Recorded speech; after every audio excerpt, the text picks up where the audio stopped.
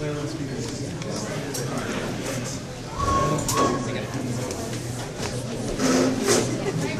want to welcome everybody to the Fulton Neighborhood Association. I'm Jane Conan. I'm the Vice President of the Fulton Neighborhood Association. And we've got a lot on the agenda tonight, so I guess we'll just dive in and... Be trying to speak up. Can you hear me in the back? Yes. Okay. Okay. All right, so first we need to approve the minutes. I move them. I second. All in favor? Aye. Okay, treasurer's report. You have the treasurer's report. Nothing is really out of the ordinary other than some payments between different city accounts that were, so we're doing a little balancing out. Outside of that, nothing out of the ordinary. Any questions? No, thank you. All right. Okay. And then we have Mark Van Wee here from Pig and Fiddle. Let you introduce yourself and... Hi everybody, Mark from Pig and Fiddle. Just want to let you know about an event we have coming up this summer. The fine folks at Lifetime Fitness have a series of events. It's a running program, 5Ks for women only. They do around the country, including an event in Edina, our friends across the street. And this happens in July this year, set up for July 24th. They do these around the country, so they're really well organized. I'm really quite amazed at it. Last year, there was their inaugural event in Edina. They were expecting about 700 to 800 people. And they not only get the runners there, but they've managed to line up donations, so they provide food for everybody. They cook some chicken off for all the runners afterwards. And they managed to score champagne and really bad beer to give them afterwards, which I really don't get that part, but somehow they managed to do it. These people are great at what they do. So last year they organized this, and they talked to our friends over at the Edina Grill and said, well, we want a place for people to come and have these beverages afterwards. They said, great. And so their 700 to 900 people turned out to be 1,600. 2 days before the event, Kip comes over to us and says, we have a problem. We need a little bit more space. So we quickly rearranged things, and we let them go over, and half the people came to our place and half went over there. Wildly successful. Everybody had a great time. We made no money off it, but we had a fun time. So this year, they want to do it again. Obviously, if they had 1,600 last year, they're probably going to have a couple thousand or more this year, I guess. And they looked around, they said, hey, you guys have a parking lot. This would be great if we could use that. So I talked to my landlord, and he said it was fine. They closed down. My landlord runs the 50th Street Grill next door. They closed down at 3 o'clock, so clear everything out. The folks at Lifetime will fence off the whole area. They'll bring in the grill. We'll be cooking the chicken breast there. We'll set up a stand for their champagne. They don't drink the beer. They drink the champagne, of course. There's also a band set up, and it's a big hoopla. The event is 6:30, I believe. It takes about a half hour to run a 5K, so around 7-ish, 7:15. All these people will show up. We'll give them a little food, give them their free drinks. Everybody has a good time to go away. The thing shuts down at 10 o'clock. So I want everybody here just to be aware that this is going on. I don't know what it'll mean for traffic in the area. I think they do bus people in from probably Southdale. I know they have shuttle buses set up because there's obviously not enough parking for everyone there. The noise should not be a big issue because it shuts down at 10 o'clock. It's all fenced off. We do have security at all the gates, so we're checking IDs and all that stuff. So it should be a pretty straightforward event. But I just want everybody to be aware. If you do have questions, concerns, be sure to let me know. You can contact me at the Fiddle. We're working with the city, talking to all the appropriate people, which is always entertaining, finding out who you talk to and get all that lined up. But so far, everything's going pretty smoothly. And if there's questions I can't answer, we can go right to Lifetime Fitness. And they've got some really good people there that will be able to help us out. What day is it? It's Thursday, July 24th. 2 days before my vacation out. And Mark, you said that this isn't necessarily an event that's open to the neighborhood, it's open to the people who are participating. Right, it's just the runners, and then their families, I believe, are also welcome and to if join in. people are interested in being a participant, they can contact Lifetime? Yeah, I assume there'll be a lot of information about how to sign up. Actually, Athleta is the place where you go to pick up your registration packs. I'm sure they'll have a lot of information. I assume we'll be getting flyers about it beforehand. They're pretty good at promoting too. Well, obviously they've got 1,600 people the first year. So if you want to get in on it, which all the women here that run, I would strongly suggest. I think it's a great opportunity. as a former runner who blew out his knees, well, they wouldn't let me go anyway because obvious reasons, but. So if you got anything, let me know, or as long as I'm here, if you got any questions about anything else about the Pig and Fiddle, questions, comments, complaints, anything. Maybe I have a question. Yeah. Will Lifetime Fitness, yourself, or the other vendors make sure they're going around the neighborhood, meaning more than just viewing, to pick up trash and things, possibly Friday morning after the event, so that things that get dropped on the side as everyone's going back to their cars are able to? Yes, obviously they'll have the porta potties and plenty of trash pickup there. The goal is, because it's all fenced off, we do have people at the gates, there shouldn't be anything leaving the parking lot. If it does manage to get out, I mean, they obviously can't take a beverage out. If there is any trash out, they have assured me they will take care of all the cleanup for it. And of course, our people will be in the neighborhood the next day as well to check it out. So it will be dark before they get done with all the cleanup and the tear down. So next morning we'll be sure to go around.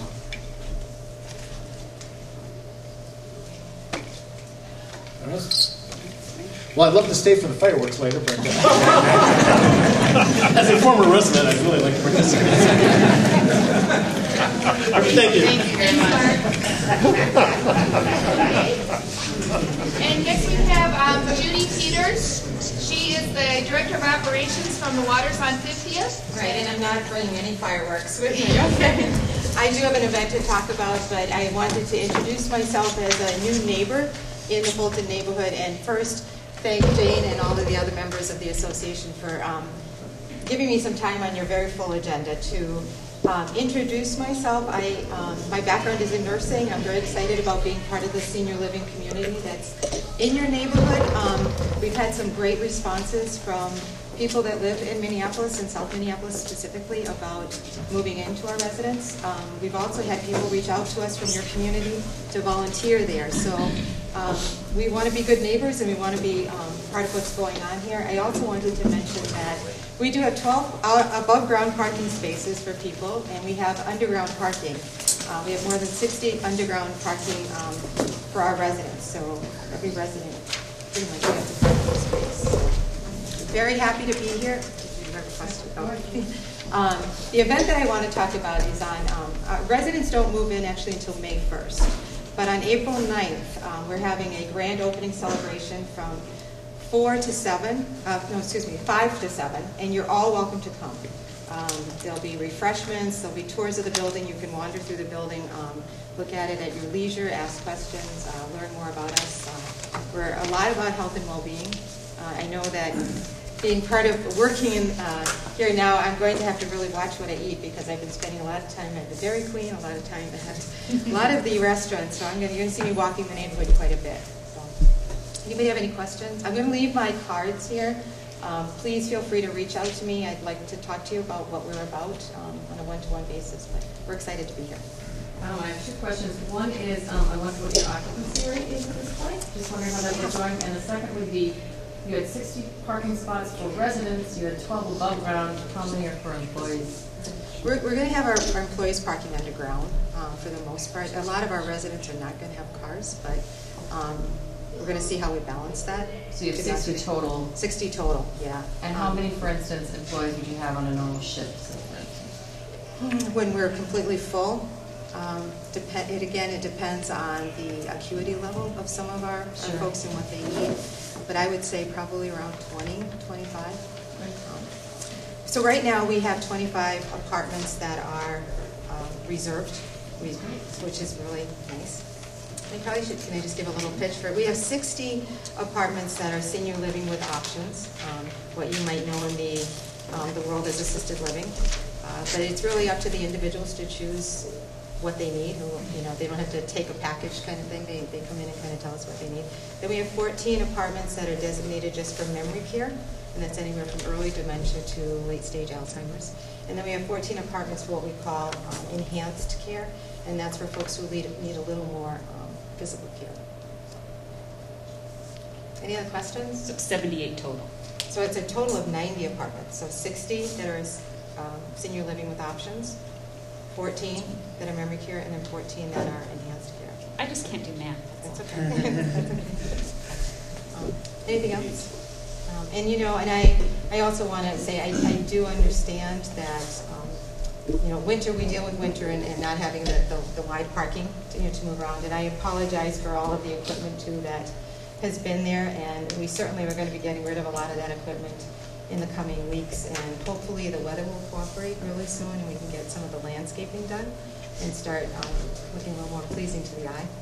Every 3-year-old in the neighborhood has been making a lot of trips to see your equipment. Oh, they love it, yeah. Yeah. So we'll hopefully bring those 3-year-olds inside. We really do welcome everybody. If you can't make it on April 9th, anytime after April 9th, I think I should be there, and I don't want to be there by myself. So come in, just stop in. If you don't have to make an appointment, just walk in and visit with us. And come get to know us, have coffee. You're welcome to have future meetings too if you want to have meetings there. We'd love to have you bring your neighborhood too into the waters, because the folks that are living there are part of your neighborhood, so they want to be part of what's going on too. So, thanks. Thanks, Judy. Minnehaha Creek Corridor update. Oh yeah, I'm supposed to do that. We've been working on Minnehaha Creek Corridor from Zenith Avenue through into the Lyndhurst Community Park. And what we've been looking at is trying to see what we can do in that section of the creek. It's a very natural area. There are no bike paths, there are no walking paths other than natural man-made paths. There's nothing paved along that area. We're looking at that stretch of park to see what people want to have done along there. There is a survey right now that everybody should have gotten a mailer for within both Lyndhurst and Fulton. We've also opened it up to the Armitage neighborhood if they want to voice their comments as well, because they actually are right across the street from where the creek is as part of that section. We also have a community meeting on that stretch of creek. It is going to be on Saturday, March 22nd from 9:30 to 11 a.m. There are some flyers that must be outside now that look like this, so you're welcome to pick one up. We'd love to have you come and tell us what you're interested in along that stretch of the creek. Any questions or comments about that? We've been working on it for probably close to 2 years now. There is funding in the park board for, I think it's 2018. It has not been designated what that funding is going to be spent on yet. So we're hoping that we can tap into that and make some improvements, possibly make improvements, possibly not, and it all depends on, your voice and what you are interested in. So please fill out the survey. Please come to our meeting.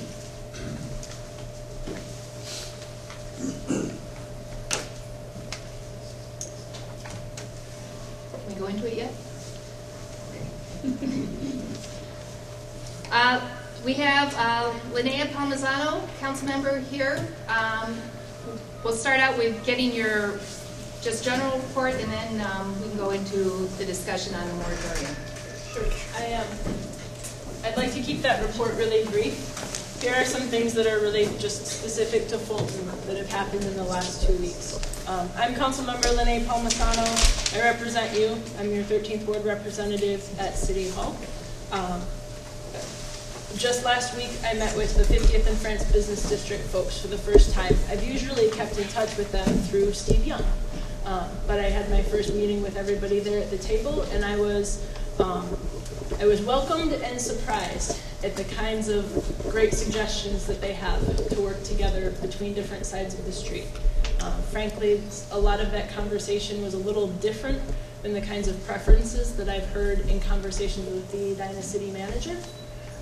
And I will look to further those conversations and work on things together with them.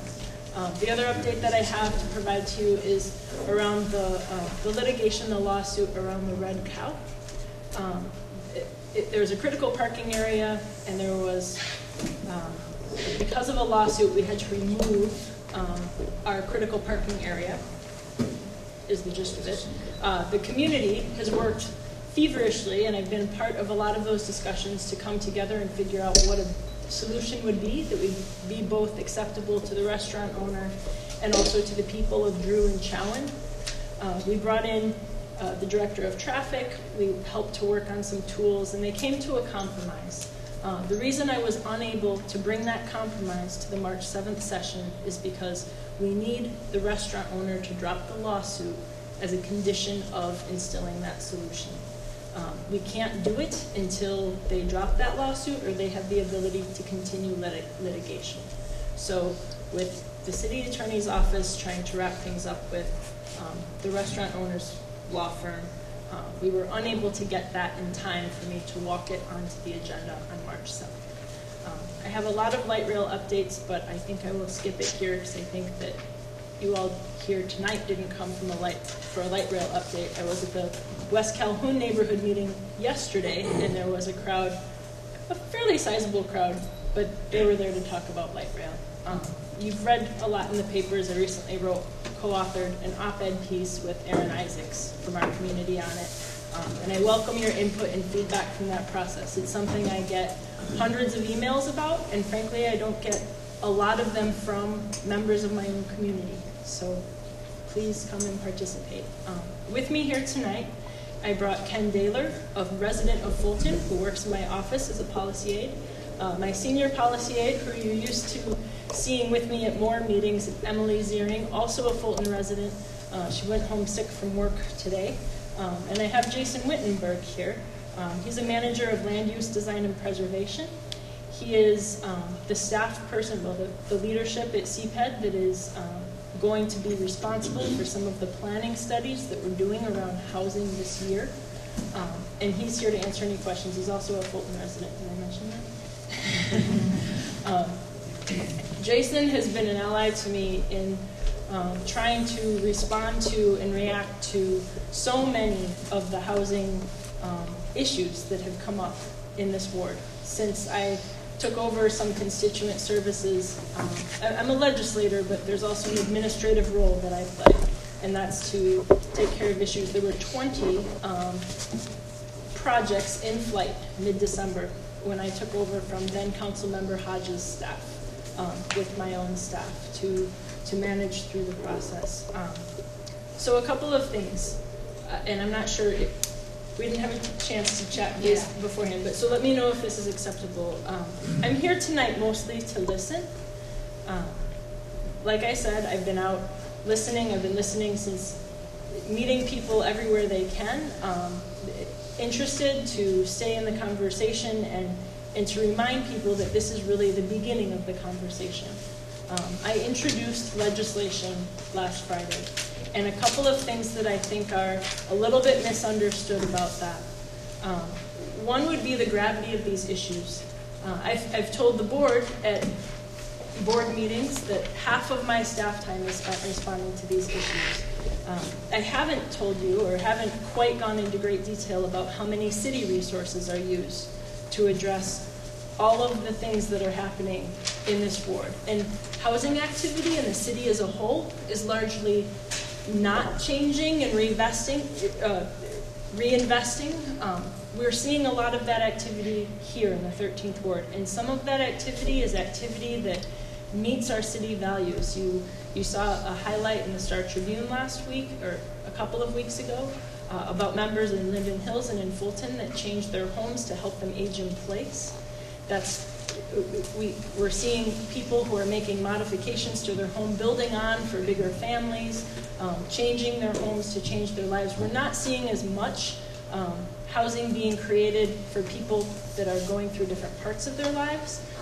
But a lot of this activity only happens in the 13th Ward, and that concerns me a lot because there are, in the 13th Ward, only 5 neighborhoods in the 13th Ward. On the city as a whole, there's 78 other neighborhoods that have less activity than we have by magnitudes. Jason Wittenberg brought a map and a graph that perhaps you've seen in the paper, but it kind of goes to show the kind of concentration of change that we're being asked to accept and to manage. I have people from the University of Minnesota helping me with why that is and how we can help to direct and attract housing into our city as a whole. Let me give you an example. This is an example that's in Fulton. And this is a particular constituent concern that I think is reflective of hundreds of conversations that I had in my campaign where people had tears in their eyes and would want to speak with me. They were fairly desperate neighbors of situations that were going on that weren't very well managed. And I say that as someone from the city and being able to own up to the point that the city is a little bit broken in this way. We had a call that a neighbor of yours was calling 311. There was a porta potty on their boulevard that was spilling something into the street. 311 couldn't respond to it. They did try, but they didn't see a porta potty permit there for the address. So they said, well, it must have been taken care of. After 2 weeks, that resident of yours called my office. We track those problems, we make sure, and policy aide Emily Ziering, on her way to work yesterday, still saw that porta potty there on the boulevard. It happens to be next to somebody with disabled permit parking next door, and it was really impeding that. So she called and she said, no, really, we need to, please send an inspector out today. I really need that there. What we saw when we got there, other than a portable toilet that had no permit and was illegally placed and spilling something nasty out into our streets, a dumpster where there was no permit, was parked illegally and had impeded for probably most of the winter that person's ability to park in their disabled spot that they pay for on our city street. We found about 4 other site violations on that site that make for a dangerous, unhealthy site. And as the inspector was leaving, he realized this isn't the home that this isn't the site plan that they were supposed to build. They built the wrong house on this site.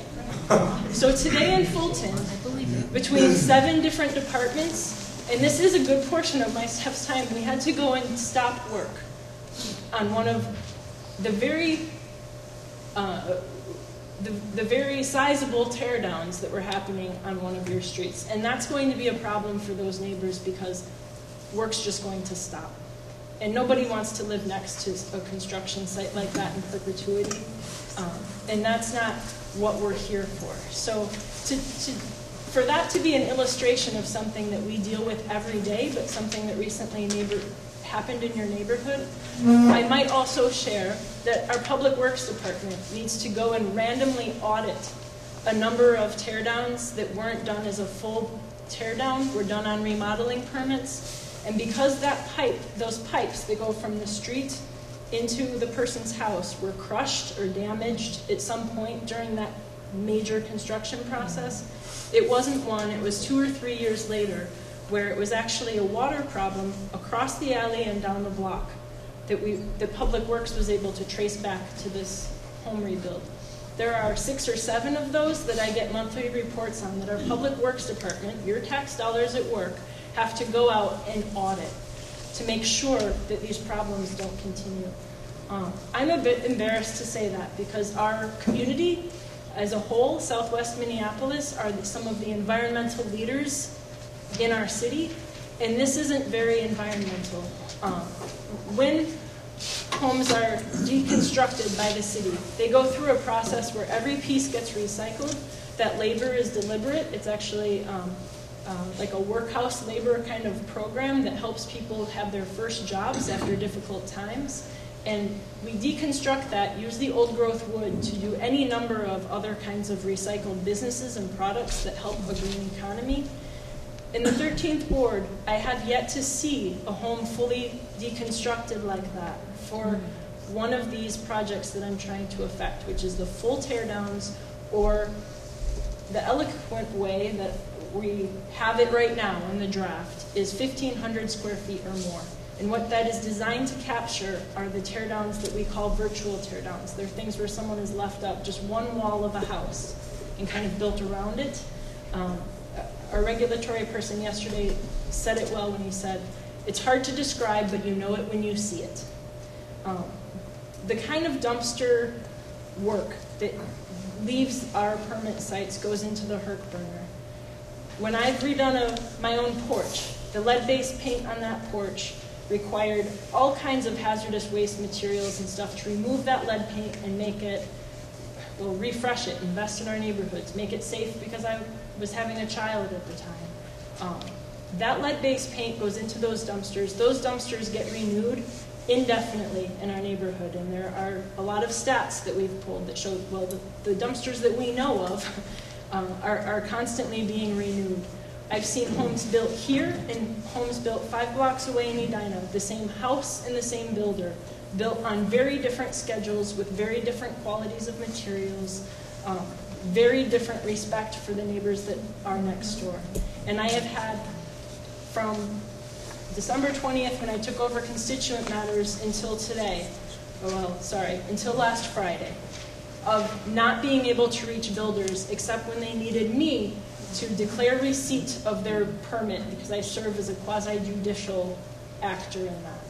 So, when I can't reach builders to try and rectify problems, when 45 of your recent noise complaints were only found to have 2 permits for after-hours labor, I feel that this whole area has a deeply concentrated effect of some of the controls we don't have in place and some of them that we don't manage. We also have some very dishonorable actors involved. They're exploiting a market. There is a market, and I'm not here to limit that free market, but I am here to try and meet our city goals of things like population growth, where we are not going to have larger stormwater sewers 20 years from now. We need to have a greater population in areas where that makes sense. But what we need is to make sure that when we build very large homes on properties that we're doing extra careful things to manage the stormwater on that site. And there are many ways for that to be done. Those aren't the projects that I see going through. This is what I did. I think there's some confusion about that. And there's this idea that, I had some kind of mob mentality or was trying to wield power. This isn't political theater. I introduced a moratorium, and I would never introduce something like this or threaten to introduce something like this and instead cause a rash of the behavior that I'm trying to modify.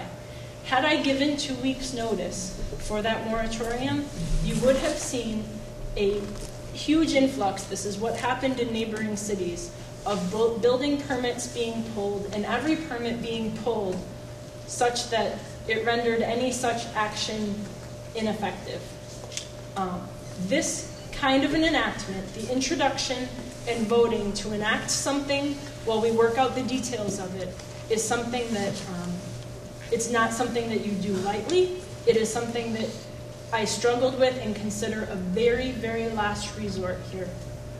But I also knew that if I didn't do it then, that we wouldn't have the kind of, you will already notice a build season that I think is just as voluminous as last year, based on the permits already in queue, based on the building that you've already seen.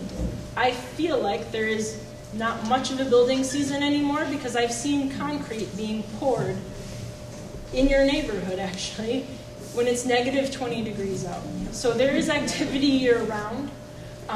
And this pause isn't something that I come to lightly, but it is something that is the start of a conversation, because builders have come to the table now, I would say, and I am making some of our problems and some of our city growth problems also their problems in a way that they haven't honored before. The only kind of conversation when I could have a conversation with a builder who was too busy was him to say, I guess you need to build bigger Met Council sewers then. And he didn't get it. He didn't understand what it is we're trying to achieve here. When, I don't want to go on and on. I'm here to listen. I'm here to offer that Jason is here to talk about the kind of studying we're trying to do. We're doing a lot at the city. We're doing a lot of our own improvement kinds of study. We're also asking to engage all of you at the neighborhood level. We have 2 focus group dates set up. Those are Saturday, April 5th from 10 a.m. to 12 p.m. here, and Thursday, April 11th from 8 to 10 a.m., and I think that will also be here. So there's a sign-up sheet that was put out front, but it was after so many people had come in. I actually have it here, but I can either pass it out, or it might just make more sense to leave it on the table. So feel free to sign up anyway. I'm going to put it there now. This is why sorry? I'm sorry, it's Saturday, April 5th and Thursday, April 10th. Sorry, thank you. So the reason I enacted this moratorium that way was to temporarily catch the things, to not cause a rash of the kind of behavior that I'm trying to modify.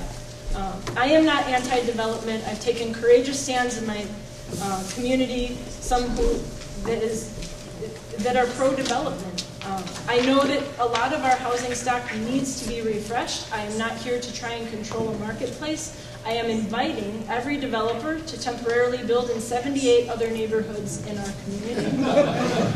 Personally.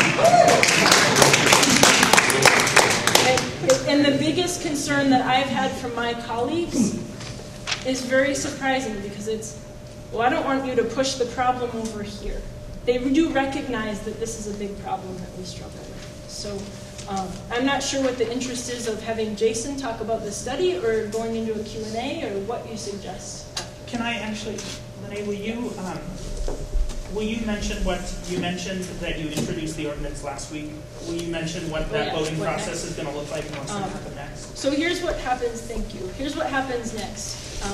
That draft ordinance goes to the Zoning and Planning Committee. That's one of the committees of our council. That's not the Zoning Board of Adjustments. That's not the Planning Commission. That's 5 or 6 person body? 6 person body, and that's made up of my peers. And they are here to stand for public hearing. There will be a public discussion about it that day. It's Thursday, March 20th. It's at 9:30 a.m., which is a difficult time to make. And it's at City Hall. If you park in the I do have flyers as well, so I'll leave those on the table also. Yeah, if you park in the Hoff ramp, we're able to reimburse your parking for coming down and participating in the public discussion on it. That is not one of the committees that I am part of. I will obviously be there, and I listen. I continue to listen to all kinds of feedback, and so after that hearing at the Zoning and Planning Committee, they modify more, or they approve, or they change, or whatever happens to this draft ordinance, and then it goes to the full City Council vote on Friday, March 28th. It should be the following Friday, the 28th, barring anything unforeseen. That's when it should be. Mm-hmm. So the vote about this moratorium itself is on the 28th. I don't want to spend too much time talking about the moratorium itself because I am far more interested in the kind of work we can do together, and the kinds of suggestions that come out of this discussion, and the work that we're planning to do together. I'm happy to take feedback or frustration. Pam. Councilmember Palmisano, Linea, nice to see you. Hope you're doing well. Could you please... Can I stop before we start getting into the discussion part of it? First of all, I have a statement from Jim Tinger, who was not able to be here tonight. He's wanting to apologize that he cannot be here tonight to discuss the moratorium with you and of the critical issue of development and tear-downs in general. You have spoken clearly that this is an issue of importance of our neighborhood. He's also sorry that he was listed as a moratorium supporter in the Star Tribune this morning, and that this position was linked to our neighborhood association. And I'll go back into first person. I tried to be clear to the reporter that I was happy to discuss the issue of tear-downs and why this is such an issue with our neighbors. I never stated an opinion on the moratorium itself. Unfortunately, that is not how it came out in the article. The Star Tribune now recognizes that they attributed a position to me that I did not state and has apologized for their error and removed that from the online version of the story. The Fulton Neighborhood Association has not taken a position on this issue either way prior to tonight's meeting. Our role is to act as a facilitator between you, our neighbors, and the city. We want to work closely with you and Councilmember Palmisano to encourage growth in a way that reflects our distinct neighborhood values. We have a desirable neighborhood, which is a very good thing. Let's all work together to find a way to allow this positive growth to continue while minimizing its impact. I look forward to working with you all on this very important issue. One other edit that I asked the Star Tribune to include that I felt wasn't well represented is that I am not trying, there are people caught in the cogs of this process. We were very careful about where can we put the pause button on that wouldn't hinder work in progress. And one of the things that I found is that unbeknownst to the city, because they haven't even started a city process yet, there are people that have been impacted. In this moratorium, and this process, by the way, was the same one that our former council member took to put a moratorium on development temporarily in commercial districts. Just like that one, just like any moratorium in our city, there is an application for a waiver for hardship. If you have some financial hardship because of this moratorium being put into place, because of this pause button specifically, there is a process for that. The way that I have described it, it's pretty standard, but the way that I've described it is more similar to the variance process that somebody goes through. What I like about the variance process, what I like about this waiver process is that you need to you need to notify more of your neighbors to be invited to a public dialogue about your project, about what it is you're doing. And I think that's always good. This waiver process could take likely less time, perhaps as much time as a traditional variance process. That time could be up to 2 months because we need up to 10 to 15 days for a staff report, and then we need to give 21-day hearing notice to a certain square footage around that property. That decision gets made at the Zoning and Planning Committee, right? And then gets affirmed by the City Council, because this interim ordinance is an ordinance, so you're literally taking a project by project and adding it as an addendum to this ordinance. Thank you. Jason, did you have additional comments you wanted to make? Just real quickly, and ironically, I mentioned to the council member that when I was walking here this evening, I walked by a major home addition that, at first glance, didn't seem to be meeting at least one provision of the zoning ordinance. So we clearly have some issues with some construction that's happening out there, and including on our end with ensuring that we're implementing adequate enforcement. The maps that were sent around, one thing I'd like to point out is that my understanding from the staff who produced this map, all of the kind of white, yellow crosses that represent new homes, this does not include what some people refer to as virtual teardowns, where people actually are able to get a remodeling permit to take down all but a wall or two. That's not considered a new home for the purpose of this map. So it's maybe an even bigger story than one gets from this map that shows a clear concentration of new construction of homes in the 5 neighborhoods affected by the moratorium. And then the other side just demonstrates the 13th ward in comparison to home building activity in from 2008 to 2013 on a ward-by-ward basis. Really, there's no precedent for this in anybody's recent memory for the amount of single-family construction that's happening in these 5 neighborhoods. I think the only similar scale of home construction in the city in the recent past would be Heritage Park on the north side, which was a massive redevelopment of a former public housing projects, and obviously underwent a huge amount of public discussion, planning commission action, city council action, and so forth. This is all happening without any of that kind of public dialogue for the most part. That's just not. Renee, can I ask a question? Cam Winton, I ran for mayor, lost, still a citizen though, still a resident, live over in 4837 France. And a quick disclaimer, or a quick piece of context, Renee's the hardest working damn candidate I saw in the entire campaign. She came to my doorstep 4 times to get my wife's delegate support, and so Councilmember Palmisano, I really mean it when I say I appreciate your commitment to our neighborhood and the well-being of our community. So a few questions, if I could, please. The first is, I think a lot of us sitting here today and reading about this in the paper are scratching our heads as to why this city couldn't work to fix these valid issues in real time while continuing to let people have their jobs and continuing to let families build the homes that they've invested money in building. To put it another way, respectfully, sir, you're asking the real world to slow down and operate at the pace of City Hall rather than having City Hall speed up and operate at the pace of the real world. Yeah. Can you address why the city can't walk and chew gum at the same time? One of this has to do with resources, right? But whose fault is that? The city's misallocating, right? I mean, just as a quick piece of context. Yes, I would argue that yes. Yeah, so you something guys I need to fix can't- that internally. Right. So the housing ombudswoman of Edina is something that I would love to instill here. Right now, that means I'm trying to get one of my staff deputized as such. So why One of my couldn't you two keep staff. pushing that, though, rather than just jump right to the moratorium?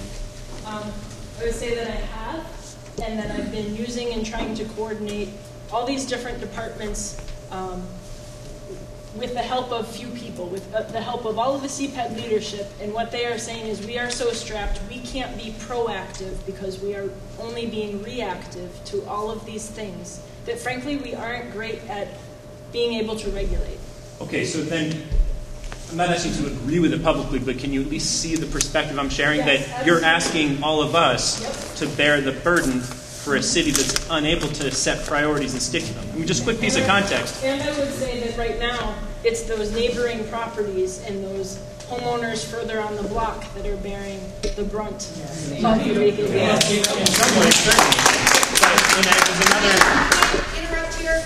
I want to make sure that we have as many people as possible speak as we can. Sure, I've got two more questions. They're good ones. and If we then can I'll keep yield it the to floor. 2 minutes per person, Sure, that I'd sounds good. appreciate it. Great. And I have a cute little timer here. Great. So I'm going to let you know when you're up.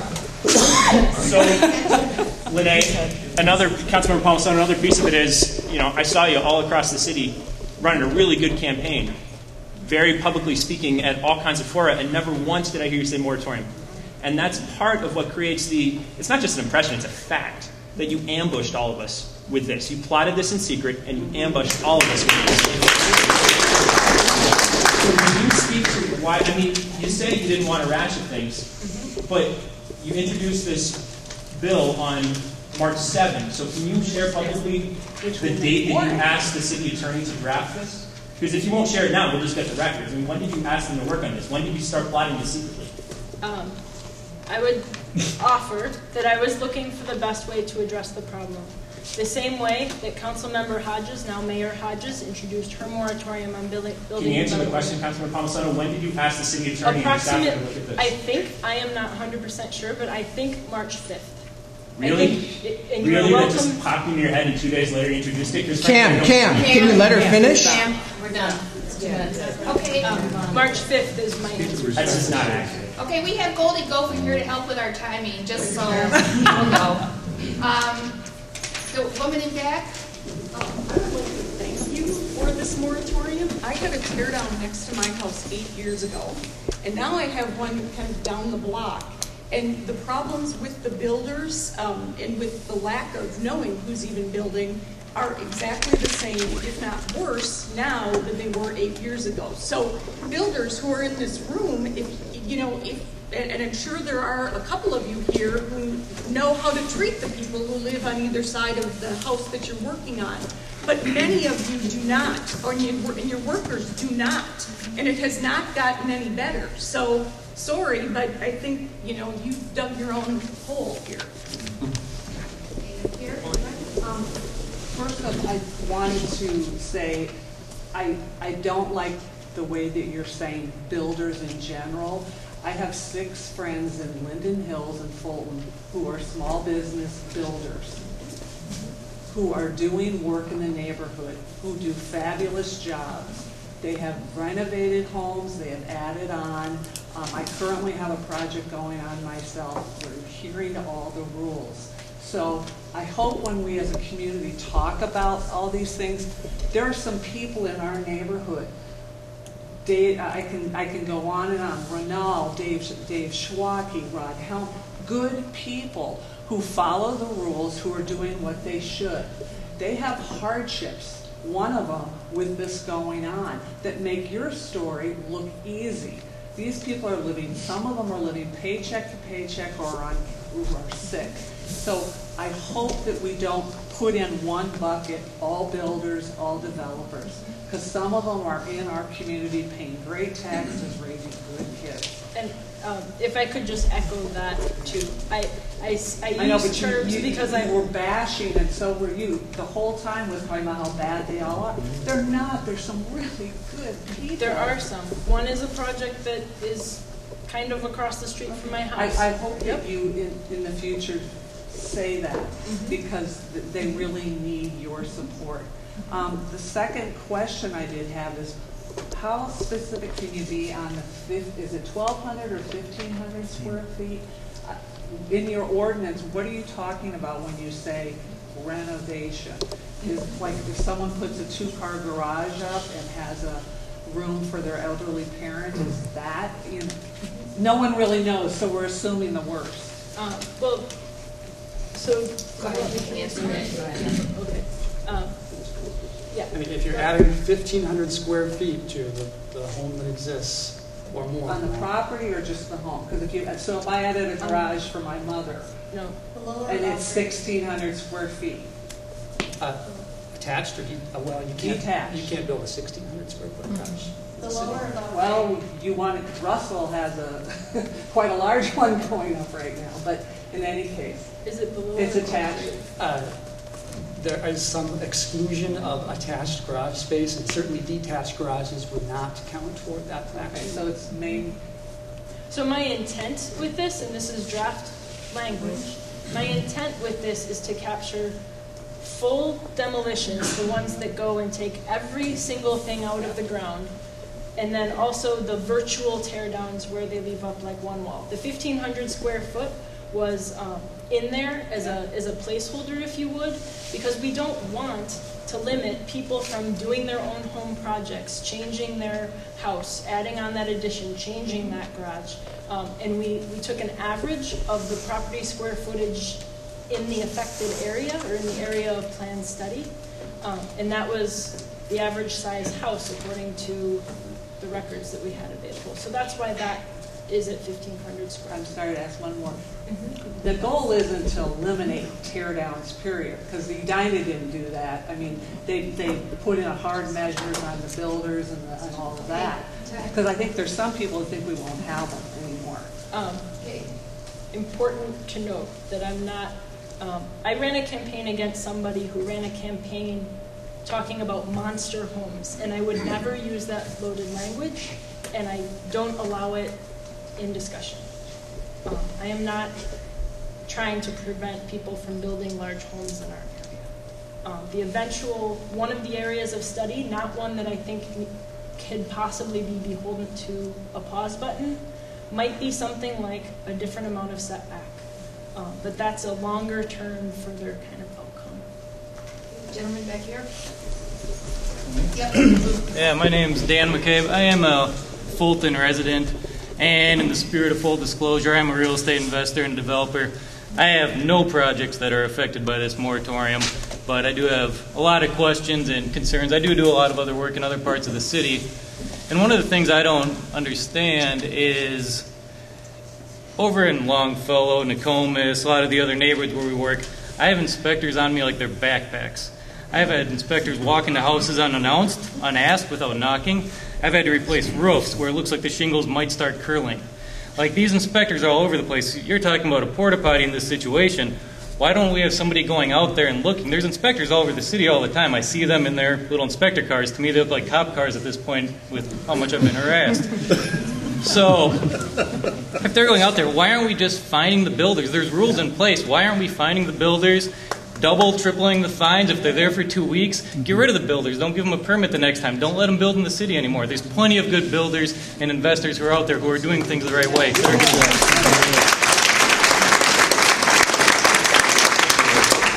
I may also offer a couple of pieces of feedback. I had a difficult time bringing up this conversation with realtors that I wanted to have discussions with, and they are now fully at the table. I spent 2 hours this morning meeting with the Minneapolis Area Realtors Association and the Minnesota equivalent of the Minneapolis group. And I agree with you that we should have perhaps heavier fines for the bad actors involved, because that won't penalize some of the good work that's being done. I also, in a conversation with the builders, discussed the idea that the reason that they choose to build here instead of Edina is what they said is, well, we just don't like the litigious nature of doing something wrong in Edina. And that made our regulatory inspector say, so is what you're saying to lawyer up? And that's absolutely not the right solution here. I really do want to invite builders and realtors into the process so that we can improve the process itself instead of just the sticks that are in place in the process. I get that, and I understand why you want to do the. Sorry, she spent most of my time talking. I understand why you did it really fast, but at the same time, a lot of the people that you're affecting with that 2-week time frame, or if you would have given a time frame, are people that have been talking to architects for 4, 5, 6 months who are sitting on properties. Most of them are homeowners. Most of them are people that already have mortgages who plan to be moving into their new home in 6 months that we're going to hand permits. So those are the people that are, more drastically affected. Now you put them through a variance process. It's another 2 months. It's still going to be a hardship, and we don't even know what to do until the 28th at this point. So we're really putting a lot of people in financial hardship here. And I am taking that as perhaps the piece of feedback that is weighted on me the heaviest. Not enough. Sorry? What's that? Sorry. Not heavily enough to change your mind. And it's one that we're taking into consideration as to how we go forward. Hey, Chris, did you? Yeah, I'm Chris Strom. I live in Fulton. I'm also a residential architect. I lived in Linden Hills for about 10 years before I moved to Fulton a year ago. My old block had a lot of construction every summer, and all of the new houses were built to code before 2007. But a lot of them cast shadows in neighboring yards, and so it was unfortunate for those particular people. And I think the Monster House legislation. If you could rephrase that. Well, at the time, that was how it was cast. Infill housing. So it was infill housing. But that was a really good first step towards addressing the scale problems, and they did it without a moratorium. And it would be nice if the city council could begin a dialogue about what kind of projects that Minneapolis wants to promote in these neighborhoods. And now that I've been here, I have a question and one other comment. The question is, you mentioned the porta potty issue and bleaching sewage on the street and the illegal dumpster, but that's an anecdotal story. But the question for you is, would you characterize that as representative of the majority of the builders that are building in these neighborhoods that are affected? I would say there's enough anecdotes that it's keeping your staff. But that's not the question. The question is it the majority of the builders? I can tell you honestly, I don't have my own count, and it is hard to get that classification of how much building activity is going on. It would be a great data point for me to be able to throw out. There are 760 It would be a great data point, wouldn't it? Projects. Because you're setting a moratorium that affects all those people that you well, really no, don't. None of those that are in process. You really don't have the data on how many people this is affected. Yet you're imposing this moratorium based on the worst case scenario of what you found. And I lived in these conditions of these houses being built, and I sympathize and I understand. But it does seem that this is an enforcement issue. And if you need resources, that's one thing. If you need to change the code to address the size, that's another thing. But you're affecting livelihoods, you're affecting builders, realtors, architects, you're affecting potential homeowners that have 2 mortgages while they're trying to build their house that they've held on to for a long time. And that's 2 minutes. And I'm just gonna finish by saying, like, many of the construction process complaints are well founded, but it's a matter of enforcement. And on your own website, you stated that you want stronger and more transparent communications between residents, businesses, and city. And I think that is a really good goal, and I think it can happen without the moratorium. Need a hand in the back? The 2007 changes that happened, the intent of the law has been skirted by builders. The intent of that law, or ordinance, was to get the height to not go up so high. And they took 5 feet off of it. The infill house next to ours, the first floor is just that much higher. Yeah. They made the foundation a lot higher. So they didn't So I'm all for the moratorium because when the builders get mad, they get to the table. And that's where we want you, because there's people moving into this house that don't know some of the stuff that's going on. They're going to be my neighbors. We're going to get along fine. Yeah. But the builders are making the choices. The builders are making the choices about the sunlight for not my house. I'm lucky. I'm on the south side. The person on the north side has gone into total darkness. I mean, everybody that goes by with their dog is like, whoa, this house is huge. And the intent of the law was to keep that height down. They've got skirted around it. So I'm all for a moratorium that gets us to the table so we can get further things decided. Like, can we get property that, can we own sunlight? No. When we buy a house? No. I don't know. I bought my house. Fulton does have rules about how much shadow you can cast into your neighbor's yard. Because I've been in my neighborhood for 29 years, and if somebody does it to me on the south side, I'm going to lose all the life that I moved in the house for. So, you know, everybody I talked to in the neighborhood has had it in Fulton, across the block. She said, I cried for 2 months, and I've gotten over it now. Well, but we matter. We're the neighbors. Right. And We've been so here. That's right here.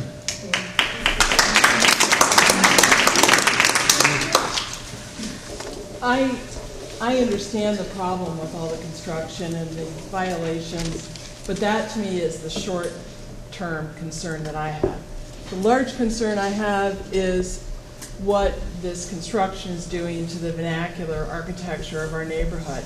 Beside the good schools, we moved into this home from a larger home over on Lindale because we live on Abbott, because we love the look of the neighborhood. There was cohesion. There are new houses, older houses, but people were respecting the design element of the neighborhood. I can stand in my front yard, and it's a pretty flat street, and I can see a roof of a house 6 lots away from me now. It is just giant. And so what I beg for is for people to look at the zoning and look at the height and also the size. We have a mentally handicapped child in one of the first larger homes that went in that basically goes from the front setback to the alley with the attached garage. He said to us, he goes, Mom, where are they going to have a barbecue? And I said, I don't know. He says, they'll have to go to a restaurant. I mean, the house has no yard. And I'm looking at this, and I think it's going to degenerate the value of all of the homes in the neighborhood. And north of us on Abbott, there are 2 homes that are sort of lookalikes next to each other. I was like, where am I living? And how did that happen? And I'm very concerned about the cohesion in the neighborhood. And all this other stuff is short-term, and we've had dust blowing through the house and all that. And also 1 block east of us, there's a poor little house with 2 giants on either side. Absolutely, it looks like the valley. And so I don't think the zoning regulations are working. So, thank you. I'm sorry.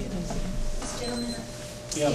Well, recently, the FAA tried to jam down new flight patterns down everyone's throat, which I think affected everybody. And everybody, went to meetings, and that was done behind closed doors, at a place out at the airport without any public notification. And can you tell me why what you've done here is any different than what the FAA tried to do? I would say that I come to every single one of your neighborhood meetings. And at every After one of the those fact. meetings, no, sir.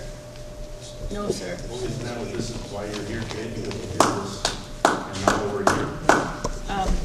No, we're here because of a step that I took to bring everybody to the table and try to give common ownership to the problem. And now I am looking to weigh that and figure out how I recommend to my colleagues and my peers that we move forward. It's up to them. It's not up to me. But these are decisions that I don't make lightly. These are decisions that involve thousands of conversations. I'm not kidding you when I say thousands of conversations. You just told him that he hadn't thought about it before. No, he asked me when I contacted the city attorney's office. And I also looked at that map that was sent around, and I noticed there was an awful lot of teardowns up in North Minneapolis. Do you think there should be a moratorium on those teardowns?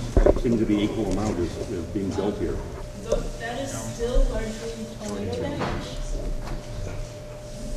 There are a variety of housing issues on the north side that are much different than this housing submarket. I'm sorry, I'm not interested in it's the concentration of all of these problems that is magnifying this for these particular neighborhoods. And I would even argue that it's maybe not as much a problem. I mean, when I look at all of our constituent calls and our constituent data, there's a lot less of a proportional problem in Lyndhurst. And that's something that, just like I go to every one of their meetings and at their annual meeting have talked about this, I look forward to having a discussion with them next week, their board. Tomorrow? And asking them for their feedback. Is it realistic that they would even want to be included in some of these kinds of planning studies or even part of this moratorium? Because it isn't, that is somewhere that I think the difficulties that some bad actors have in this situation would go. That is where we have some of the very severest problems. That's where we have some majorly high water table issues. But I guess what I'm saying is this is the start of that conversation. I don't know how more clearly to say that. This is the start of the conversation, and it is done so as to not promote the behavior that I'm trying to modify.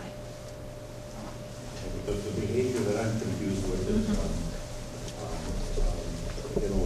it's not affecting me. Really, I just don't like the way it was done, and I think that's what's wrong. And so a lot of people are going to lose their jobs. Hundreds of people that are in construction, and they're going to hire one attorney. And I think you really made this thing backfire. Do you think that it could open up opportunities in other areas temporarily, in places that didn't exist?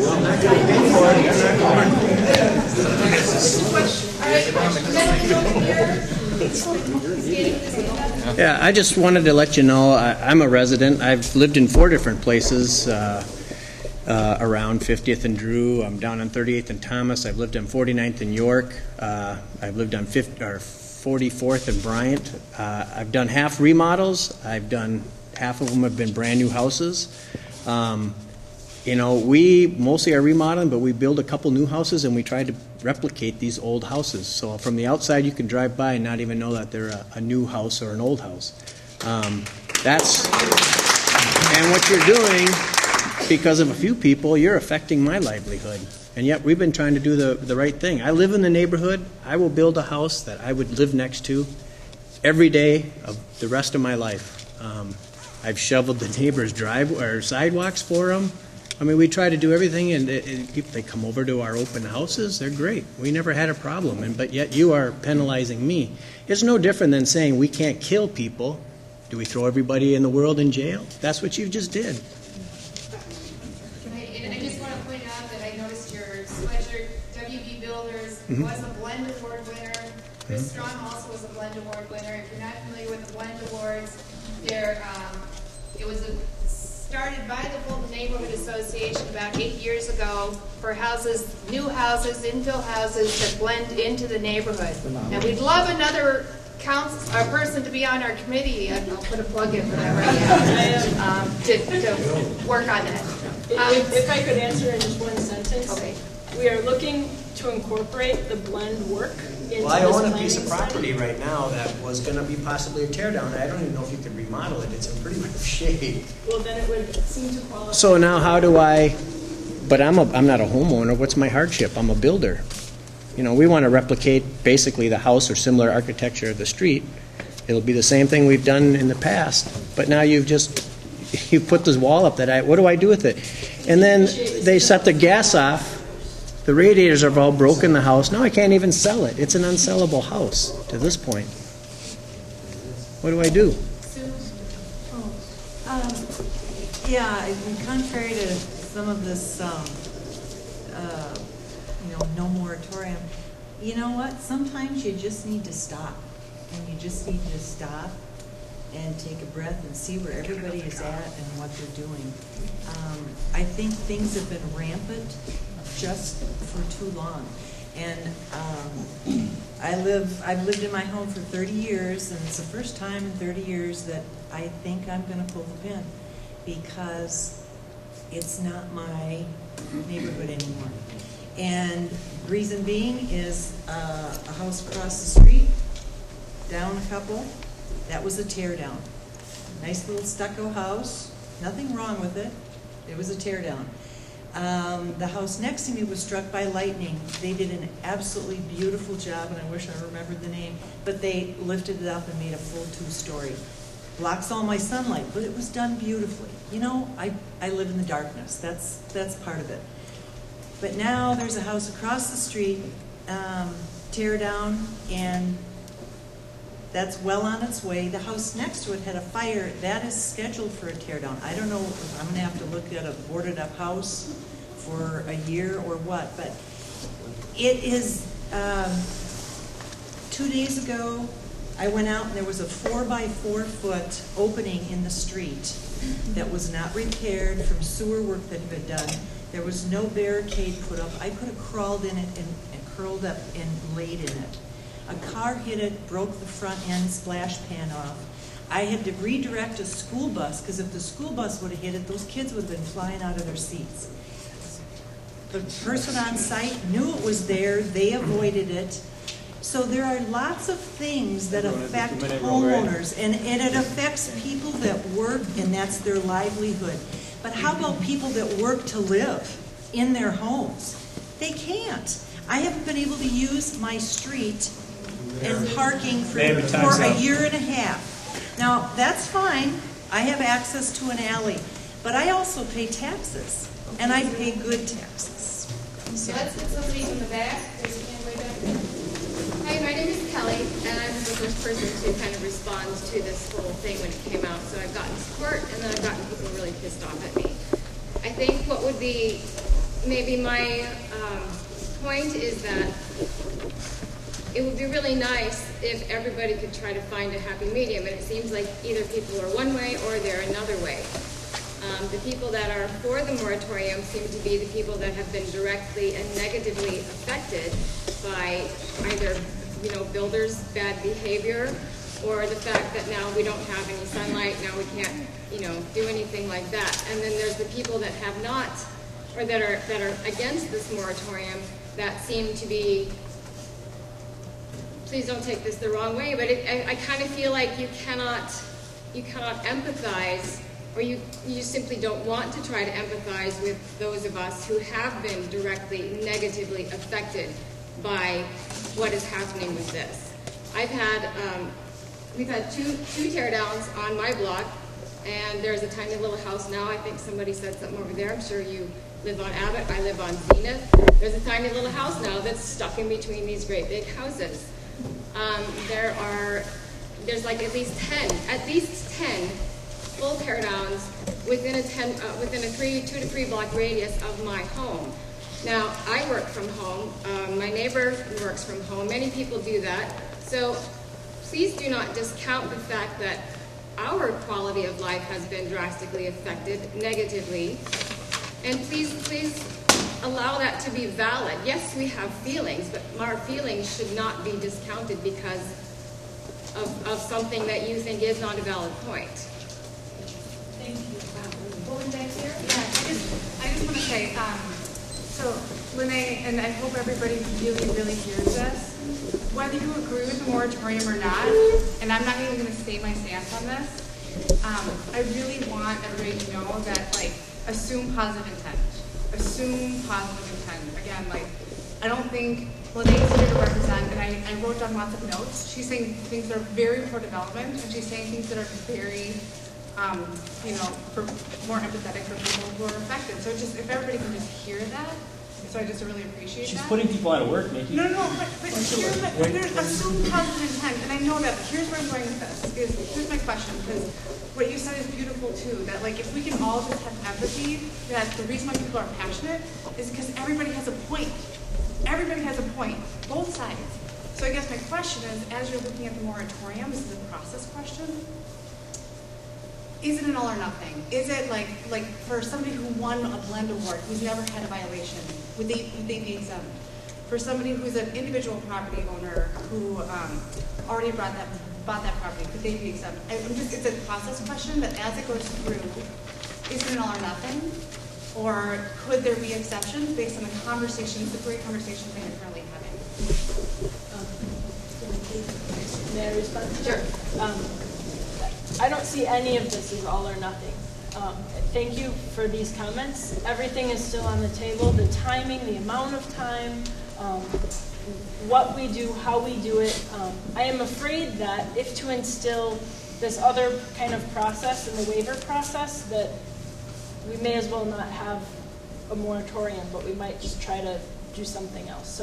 So everything and all that you say are things that I'm heavily looking into and considering and hearing from.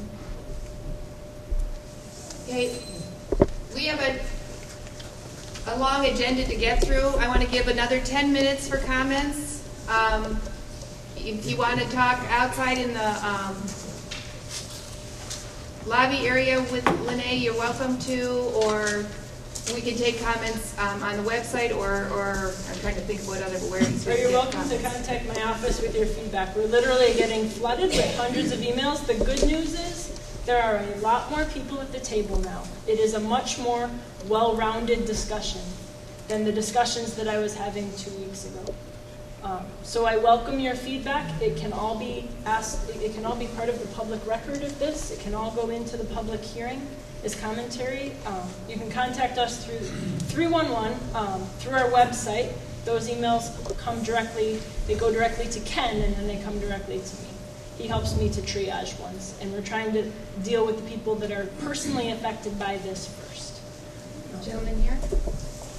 First of all, I just have a matter of a question about the focus and the scope. Most of this is not why I came here. To be honest, I don't care if you like small stucco homes or if you want a blend award. This is about a moratorium due to the process and interruption. The discussion about how big a home and how it looks is separate. And I'm disappointed no one's pointed that out. The moratorium was not put in to stop ugly homes, right? Is that fair? The moratorium is not intended to stop ugly homes or big homes or change the code. You're saying you don't like the process. That's the reason for the moratorium. Is there no focus? How are you going to have constructive discussion? I don't think you're staying on topic. I would say that construction site management is probably the most urgent issue, but are we talking style too? I mean, just to be candid on this, I'd like to know if we're now having a debate about I like this house, you like that house, and you're going to impose your views on someone else. Because I'm a taxpayer and you've withdrawn a city service from me. I pay taxes. I expect you to issue permits and oversee the building in addition to my house if I choose to do so. I'm not a builder, but I mean, let's stay on topic with this and move ahead, please. There are three components of this study. Jason can bucket them in a way that's easy to understand. if you were to look at this as sort of what I think of as three buckets, there's the construction site management issues. We will be looking at the whether our zoning regulations are what they should be. And then there are maybe more broadly the environmental issues related to stormwater management due to high water table, potential tree preservation issues, the deconstruction issues that you mentioned. So we absolutely will be looking at whether our zoning standards are what they should be. I really liked Jim, the neighborhood association president's comment about nobody wants their neighbor to design their house for them. So that's certainly not the ultimate intent. But just as my final quick, I mean, I think I appreciate your spirit and you're addressing a concern with an unintended consequence of the building activity.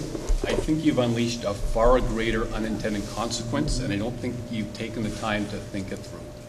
I think there's a lot of impacts, not just on the builders, but me, for my property value as a taxpayer and my services. And I am looking at this from a very long-term perspective, and I am looking at it with our city goals in mind, and it's some of the things that we're studying in our study is to really, do the property tax increases of some of these newer homes and some kinds of redevelopment really outweigh the costs to our city in these kinds of developments? Linea, can you please clarify that? You said that it's unclear. Guys, I'm asking a question.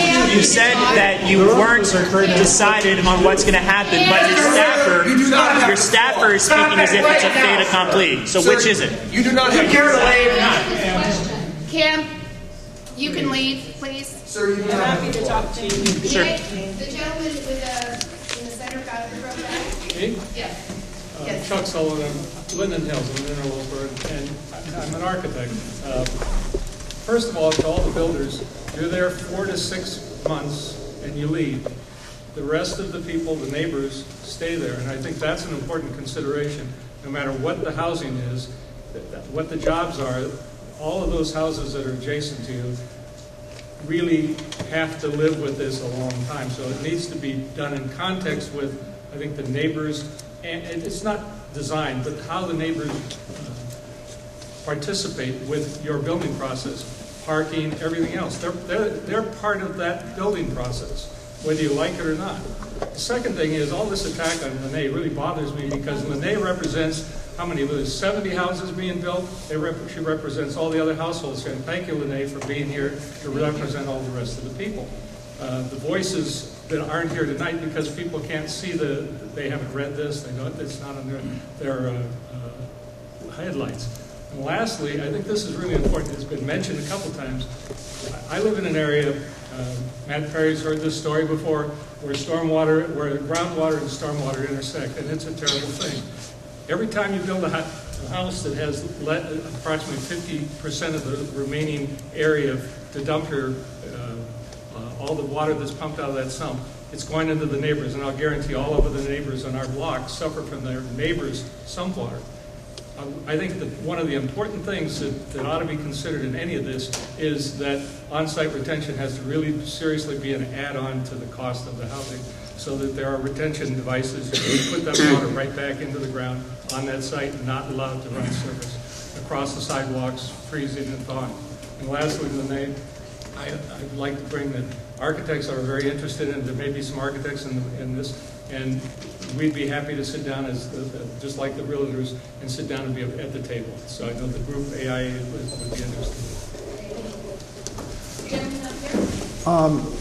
I'd just like to point out just the opportunity. I mean, we've heard it said over and over that it's an enforcement issue with CPAD is one of the factors at play here. I'd like to just beg, please, in the short term, if CPAD can hold a bake sale or look in the couch cushion, find the money for increased enforcement immediately. If that's not part of the moratorium process, I'm not dismissing CPAD. I work with CPAD on a very regular basis, a very hard and heavily tasked organization, hardworking people.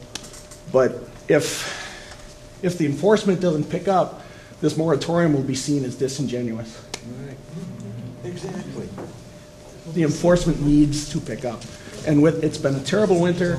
You've got a thaw coming up. You can address these issues. You can strike while the iron is hot. But if that doesn't happen, the wheels, the rumor mills will keep turning. This will be a much harder thing to address. Okay, the gentleman in the blazer in the back. My name is Nelson Fulton. My wife and I are both relatively new residents of Fulton. I've moved 11 times in the last 15 years for professional reasons. This will be our third stop here in Minneapolis. One time, a short stint in Maple Grove. That didn't last long. I think everyone will appreciate why. One stop over at Lyndhurst, 49th and Aldrich. We left for a couple years back in 2008. Recently moved back. This is a permanent move for us. And so the reason I just want to voice kind of our story. I mean, we chose this neighborhood specifically for a number of reasons. And I think that's a credit to everyone here in this room. The schools, we decided we wanted to live in Minneapolis. In full disclosure, I live in one of these big houses. One that has been mentioned here a couple times today. Quite frankly, I'm really proud of it, and we're very proud to be here because we are putting down roots that are going to see our young children through high school. And quite honestly, what I'm hearing is that it's a matter of resources, and so if we don't have the resources to enforce the rules that are currently in place, why are we going to dedicate resources to just grow what I'm hearing and what I'm interpreting as just gross bureaucracy? And so, I mean, it's great that we're employing all these studies and everything's going to committee, but that just is like blah, blah, blah, blah, blah to me. I mean, the real world is about enforcement. That's where those resources need to be dedicated. Because the truth is, this is a really desirable place. Like, I'm so happy to be here, and I want to be a part of it. And, the truth is, like I said, I'm proud of our house. I know that some people aren't. when you want to talk about feedback, it happens every single time somebody walks by, and that hurts my feelings to a degree. I just thought it. Thank you. Something that you mentioned, that it wasn't your main point, but you mentioned the schools is one reason. And when I was on site at this construction project that we issued a stop work permit on today, I asked that subcontractor, why do you think there are so many projects going on in just this area? And he said the schools. And some of the hardest stories of difficulty that I have overcome, because that I've heard and of people, of things they would need to overcome, it is about their schools. I was once a kid that was carted an hour and a half every direction because of a build process in the suburbs of Chicago, and my house wasn't done. I know what that's like, but I also want to assure you, because this is a piece of misinformation in the media, that if somebody owns an address in the Lake Harriet catchment area or whatever school's catchment area, they're able to send their child there. If this process takes a few months longer than it originally would have otherwise or was planned to, they are absolutely able to enroll their child. And I have the personal contact of our school board member, and she would love to sit down with that person, with me, and with the affected parties. So I just want to make sure that we say we are absolutely interested in not affecting children and their school year and that sort of thing. Yeah, thank you. I think we're all here and we're all very passionate. We love our neighborhood and we love the character of the neighborhood. And on the other hand, I know that there's a lot of developers here because frankly, it's good business to take some of these small houses, tear them down, and put something that will generate more taxes and everything else. Fine. My question is, I understand that there are some really great builders in this room tonight, and there's some others that will remain nameless. Why? I mean, the city of Minneapolis, I'm sure, has similar maps like that, and they can see the, the growth of the building. Don't they ramp up their staff to monitor that building? I mean, I understand the moratorium, but why wasn't this sort of tracked along the way so we didn't have to have a moratorium to stop everything in its tracks? I'm going to divert that to Jason. I honestly don't know what our enforcement staffing levels have been, but as you're probably aware, the city staffing levels in general have decreased by 10% or more over the past decade, and the number of city planners certainly have decreased accordingly, roughly 10 to 15%. But I can't answer why this wasn't anticipated, or if we aren't on the same page about which section is supposed to be enforcing what, but that is certainly what we hope to get a handle on as part of this moratorium. And I would offer that some of it is about coordination between departments. Yes. If it takes me 4 different departments to coordinate getting a dumpster off the wrong side of the street, where if somebody hits a parked car, it's a fender bender, but if somebody hits a dumpster on Xerxes Avenue, they could be killed. They're definitely hurt. So some of these just kind of nuisance issues that are created and felt, every couple of blocks, it's a coordination matter too. But your point is absolutely valid and something we should look into. We'll go to the back, gentleman in black. Yeah. I'm Eric Peterson. I live in Fulton. I've had a few infills around, some better, some not. So thank you, council member, for being here, and thank you for serving. I think it's important to have a lot of new people on the city council. That said, I disagree with the judgment that the council made in full in doing this. It's done. So can you give us some specifics to address the enforcement of the budget, the timelines, what your expectations are, how we can hold you accountable to drive that process forward? I'm concerned that people with anecdotal evidence of dumpsters, et cetera, aren't going to get their needs met without driving that forward.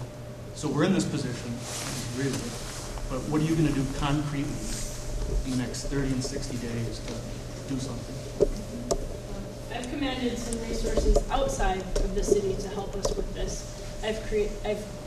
asked for, I'm asking for neighborhood organizations to be part of some of the neighborhood planning work on it.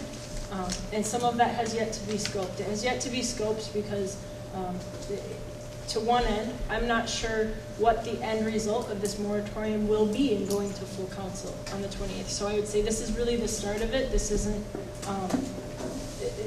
this is a temporary time for us to consider it.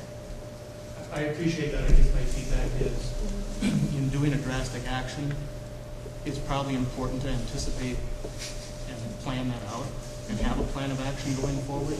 I'd be really interested in seeing what that looks like and how you're going to drive that. And not knowing that at this point is somewhat concerning. And certainly, some of what we've talked about involves communication between the city and developers. Some of it involves the city's staff practices that don't require ordinance changes. Those things, which are some of the most urgent things I think we've talked about, should be able to be addressed more quickly. Ordinance changes, as you might imagine, take a little bit longer. I would request that if we could see a punch list, if you will. I'm not a builder or a realtor. I'm worse, I'm a lawyer. So, but if we could see some punch lists on things that can be done immediately, requests that are asked, just where are you going with this? Because you kicked it off, and it's time to drive. Yep, and I think it's in one more stage of review by another city department, but I'm looking to publish that on my website and have that to share as a frequently asked question, although I would have to offer it's not frequently asked, but it is asked, and be able to see a project plan of it and see it driven to completion. Otherwise, I just will give. Okay, this gentleman over here. My name is Bennett. I used to live here about 5 years now in Linden Hills. I got to finish with the question, but I think, interesting listening to all these stories about the people with the dumpster problems and the porta potties and the builders. Personally, as a former construction company, and my brother also had one, I don't think you're going to see people out of work. That's my opinion. I think it might be a little tough. Perhaps what you've done is too much, perhaps not enough. I haven't made a decision on that yet. But I think what concerns me about the city inspection process, there's been many times I've called on dumpsters that I thought were dangerous, didn't have reflectors, were on a busy street where they shouldn't have been, and the response that I've got from the various departments being the victim, so to speak, of problems is amazing. I don't know if the people that work for the city, I'm going to offend some people, are either lazy, incompetent, or just don't care. But for years, on countless times, where I've kind of gotten sucked into where I end up with 10 phone calls and dealing with your predecessors to get the job done, it's just amazing how these problems persist, and sometimes you have to spell it out and do their job for them almost, and they still can't figure it out. Or they allow them an opportunity to get away with it. One dumpster was not supposed to be there. I had to practically show them where it was because they couldn't find it. Well, they couldn't find it because it was permanent. In the end, they let them keep it and didn't move it on a very busy street. And so that needs to be addressed. Or what would be the minimum or maximum time? So it was always phrased as, until the end of the planning, the period of study, up to, and this is standard language, up to a year from the time it's enacted. The period of study is something that we've been going back and forth with a lot over the last few weeks. How long can we do all of these things that we want to do? Which piece? Construction management processes, zoning amendment processes. Approximately, what would be the minimum? From anywhere from a few months. Could be as little as 3 months. And I appreciate, and something that I have come to a different, an increasing magnitude of appreciation is that for the people that are actually stuck in this cog that we didn't know about because they haven't started any kind of a process with the city, they need that certainty more than other people do. When people sign up to build a new home, their builder gives them a timeline, but we don't dispense permits from a vending machine. When you're building a major new construction project, it is subject to different changes on a timeline. But I think that by the time we get this to completion. This ordinance is a full a final draft, so to speak. I need to say, I think it needs to be this month, this many months, and this is what we can achieve in that time. I don't think we're going to achieve this entire planning study in a period of 6 months or less. But we could maybe take the construction management piece of it, and so I guess I'm saying I'm open to it. I'm not sure. I think as few as 0, as many as 12, probably somewhere more along the lines of 3 to 6. And I know that I need to give an answer on that. Then you also said that you contacted your city attorney about 2 days prior to actually doing that.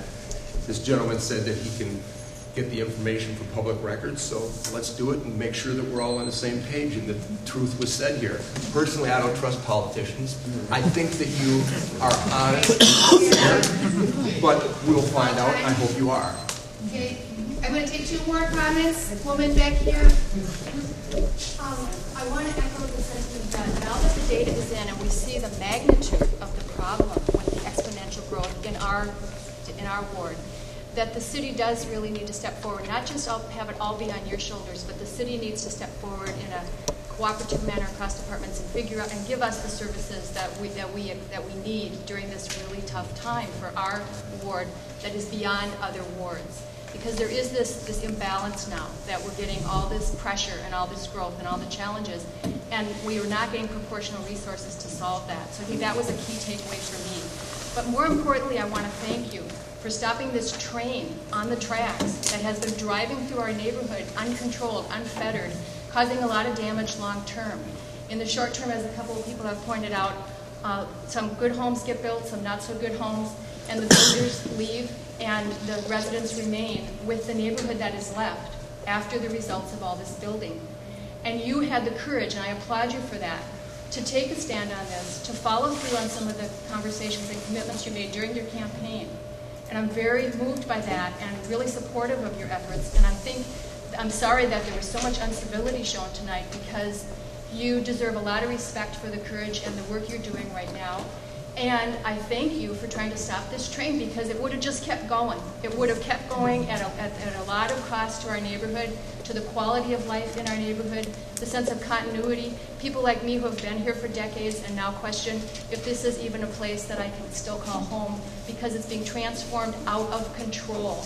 Regulation and government can be a good thing, and that's what I see you trying to do, is apply the resources in a variety of departments and the government and the university, and come together and really make the right allocations and the right decisions to try to help this be a great place to live.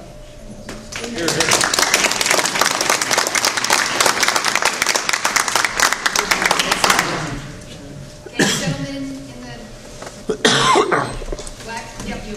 So I'd just like to put this in context a little bit. So the 13th Ward, 2010 census, you have about 30,000 people that live in these surrounding neighborhoods.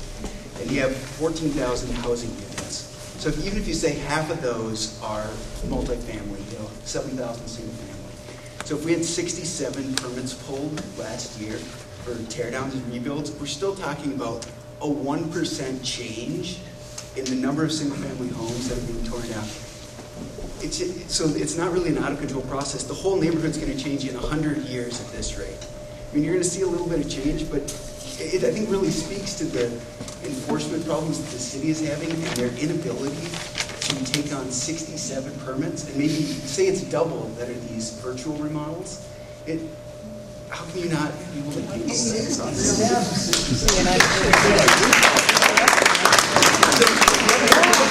I'd just like to say is, if you look at it from an economic standpoint, you said you're starting to weigh the costs and benefits and looking at a framework for that, which I really applaud, because I think it's going to be important to say, all right, what does it look like for you from a cost to the city and cost to some of these jobs? So if you say, I was just looking it up in advance of this meeting, an average house, if you just look at building across the country, it's the equivalent of 3 jobs for a year. So if you have 70 homes that are not being built this year, and you're talking 210 jobs that the equivalent they're pushing out of Minneapolis. And then the other piece is, I would say, in talking to builders and others, and I'm relatively new to the neighborhood, but at some point wouldn't mind doing a tear down or rebuild. The houses, if you're going to be a builder that's going to flip it for a profit, you're going to have to be building a house you would be buying a house today that's $250,000 to $300,000 in order to make any money on it. And so if you say the city of Minneapolis taxes is 2%, a house that you're going to have property taxes on that home, right now maybe they're paying $6,000 in taxes. Well, if you say the resale average is $800,000, you have $16,000 in taxes. So you're getting, the city incrementally is getting an additional $10,000 in property taxes. So when you multiply that out, it gets to be some relatively big numbers from a revenue standpoint that the city's pushing out. So it's not only jobs, it's tax revenue as well. And then the final thing I would say is it's been an unprecedented growth in the number of housing starts in the 13th Ward, but it's also been an unprecedented economic time. If you look at the 13th Ward, I think it was looking at the City of Minneapolis website, there were 47 foreclosures last year in the 13th Ward. So, I mean, it's almost one-to-one. And I think what you're going to see is, as a lot of this distress has traded out, I mean, people want to live in this neighborhood. I sought this out specifically. I just had my first child. I mean, the schools are great. My neighbors are phenomenal. People want to be here.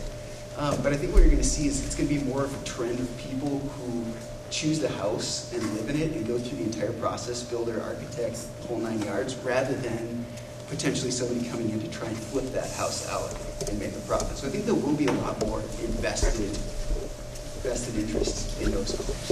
And so the only other thing I would say is, to back that up, is if you look at, I've really 2 seconds left. So if you look at houses, if you say you have to flip a house for profit, or it's $250,000 to $300,000, and I'm talking Lyndhurst, Linden Hills, Fulton. If you look at the MLS and what's listed right now, there are 2 houses in those 3 neighborhoods right now under $300,000. And if you look under $400,000, it's only another 6. So there are only 8 houses attainable in our collective areas that are at a price point of below $400,000. So anybody that's tearing down now is going to be, in my opinion, losing money if they were to resell it. And anybody who wants to come into this neighborhood and invest that money is very welcome. All right, I'm going to take a 3-minute break. Thanks for everybody for your comments. We appreciate your coming out tonight. Thank you for coming. I just want to say, keep doing what you're doing, and just be very thorough. That's all I want to say. That sounds like a seabed problem. We didn't talk about that. Was there anything more? I think she gave the update.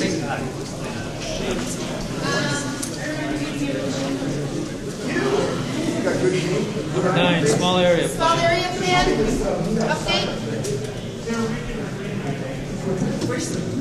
Steve Shutting the door.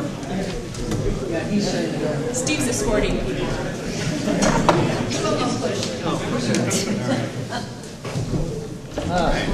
Small area plan? A small area plan, we have been, it is a, I think our next meeting is later on this month. March 30th. Yeah, and we're continuing to explore how best to approach our goals, or what we're trying to achieve, and we're also trying to refine what we're trying to achieve. So, What was the next date? 31st. The 31st. So, We're kind of work in a steering progress. committee, not one that's not public, but it's a small group. Yes. That's about it. Okay. Thank you. Pershing Park Director's report. Is he here? I told her I would, it's going to be Ashley, and I told her I would just poke my head out. Okay. Good luck. Yeah. Let's come Why back don't you together. do your report, Truth? Why don't we go to the coordinators update? I think I'm too friends. My main thing, and I emailed it to the board ahead of time, is that every year we have to send an annual report to the city outlining what our activities were, what our communication and outreach to the neighborhood has been, highlights and accomplishments. So I put that report together.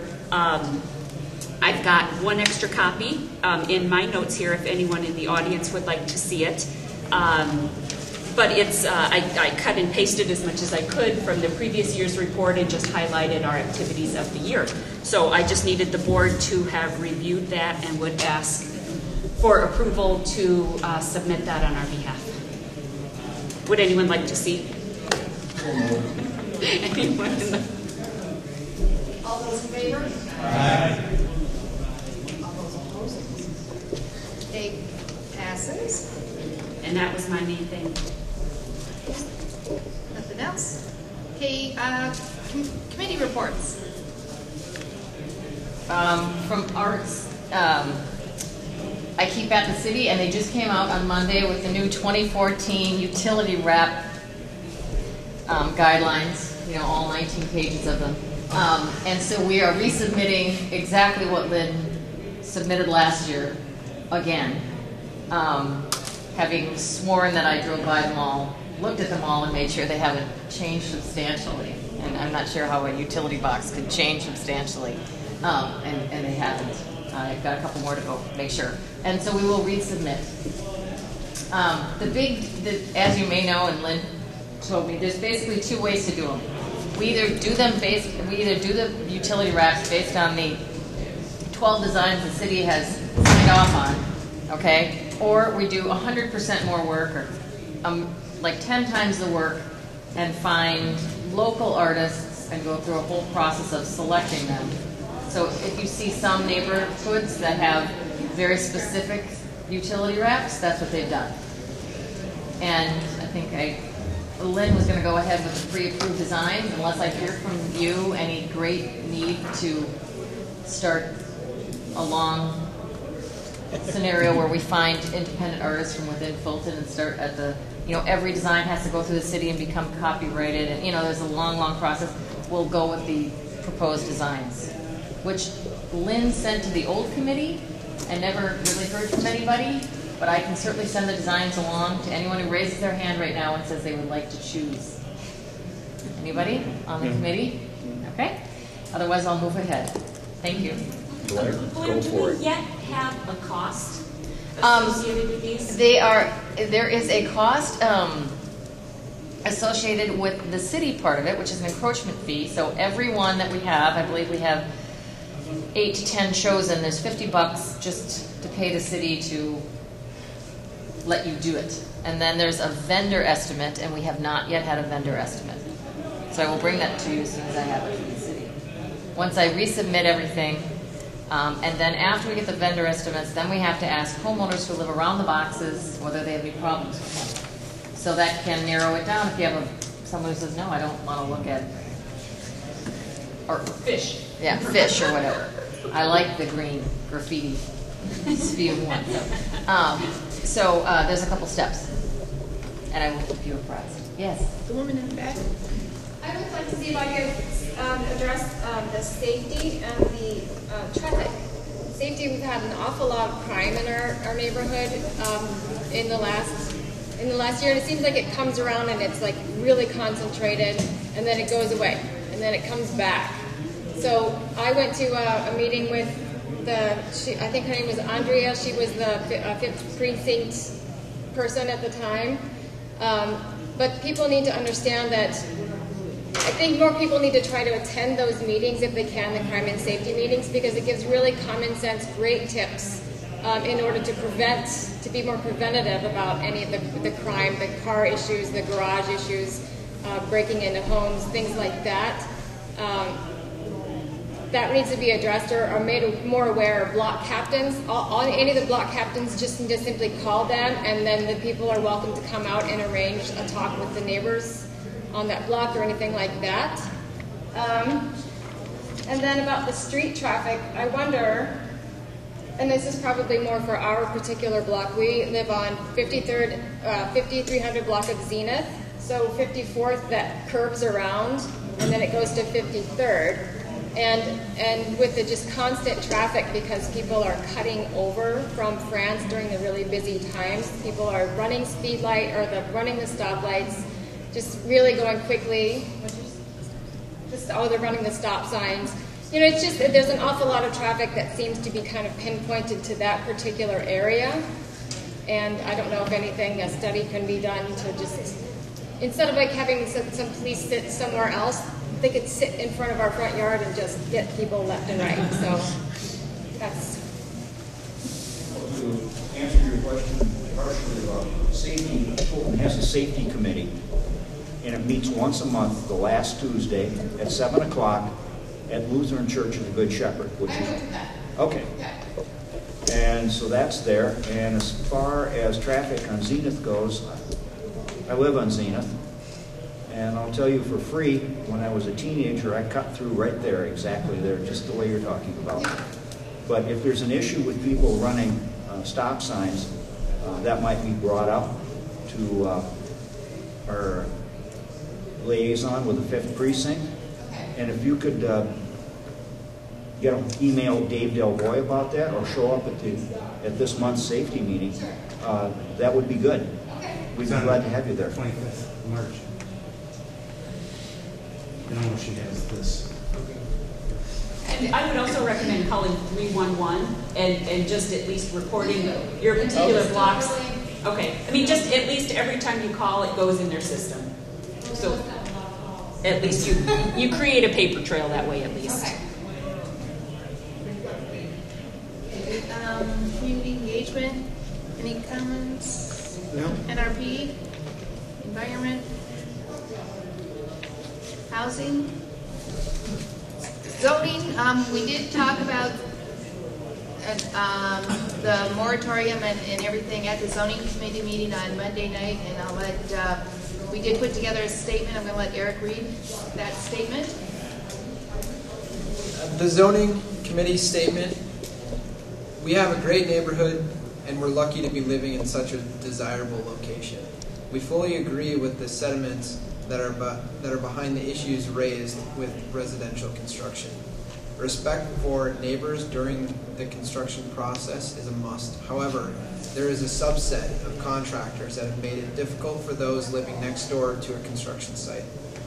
The City of Minneapolis needs to look at how to better enforce our existing ordinances. In addition, there are areas of code that could be improved. One issue we are concerned with is a lack of fairness with the moratorium.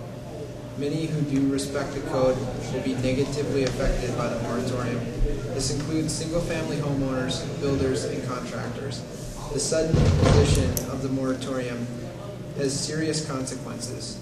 There are many contractual obligations already in place that will result in undue financial burden on businesses and homeowners, and we could lose valuable neighbors who leave the area because of the moratorium. We agree that something has to be done. How can we help to get this resolved quickly and fairly? We fully support your intentions, Councilmember Palmisano, and we want to engage with you in improving the building process and resulting homes. We would like to see this done without a moratorium. So I guess the first thing is, do we have a discussion on it and then decide whether we want to have a vote on adopting this or not? And then second, whether we do adopt it or not. So I'll open up for discussion. I'm uncertain why we're voting on this. Well, this, we're debating whether to vote on it because this is an issue that affects our neighborhood. It's a zoning issue that affects our neighborhood. And it's within the purview of the zoning committee. The zoning committee, like all committees, makes recommendations on matters within their scope, sends them to the board for our discussion, and we can choose to either revise the statement, we can approve the statement, we can deny making that statement, or we can table it for another time. Yeah, we had a lot of discussion on that, Steve, too. What kind of stance should we take? Should we even take a stance? We decided we're meeting, we should come up with some opinion. If the board approves, they approve. If they don't, they don't. But we wanted to present an opinion because we had a pretty good discussion and it was pretty involved. So, and we had members of the community there, so it wasn't just, yeah, it was pretty good. So I appreciate the explanation. Thank you. Yeah. Well, I think bringing up the topic of having a vote on it, I think is the right way to go about it. Historically, some things we, in regard to zoning matters, some things we voted on, some things we haven't. And what it evolved into was that there really were initially two separate things we would talk about. One was variances that would go to the Zoning Board of Adjustment, and the other was major projects that were going to the Planning Commission. And after a few votes on Planning Commission items, when we found out that what we had voted for and gave an opinion on was not actually what the packet was that went before the Planning Commission, we decided we weren't doing that anymore, because we were saying yes or no to something that had changed in a remarkable fashion by the time it got voted on. However, because zoning variances usually were less complex and did end up going to the Board of Adjustment substantially as they were presented to the neighborhood, we would vote on them and say we never would say we approved of them, because we didn't have the power to approve. We would say we do not oppose, or in some cases we would say we oppose them. This is a different kettle of fish, an entirely thing, and it's a one-off. I think it caught me by surprise. I think it caught everybody by surprise, and it has a fair amount of economic impact. I mean, if the numbers they're talking about for last year for starts, just with tear downs, not the full-blown heavy remodels, I think we're talking about, what was it, 67 houses last year were tear downs. And then we're also talking right now about another unspecified number of houses. I'm told that... What's the 67, John? 67 is tear downs last year in the 13th. In the 13th, not in Fulton. Not in Fulton. So, but if we just go with an $800,000 price tag and say 60, I mean, you know, we're talking north of $50 million. Economic activity in the ward in the year. That's a lot of money. And some of the people doing the work obviously live in the area. We have architects that live here that live in the area. There's some contractors that live in the area. People that work for contractors live here. So that's a lot of money that's not going to get spent. And the moratorium, let's go back to the thought of a moratorium. Edina did not do a moratorium with their latest problems. They just worked through it. They hired a housing ombudsman. And when Betsy Hodges did her first monster house ordinance a few years ago, she did no moratorium. She just worked it through. And basically what the process is the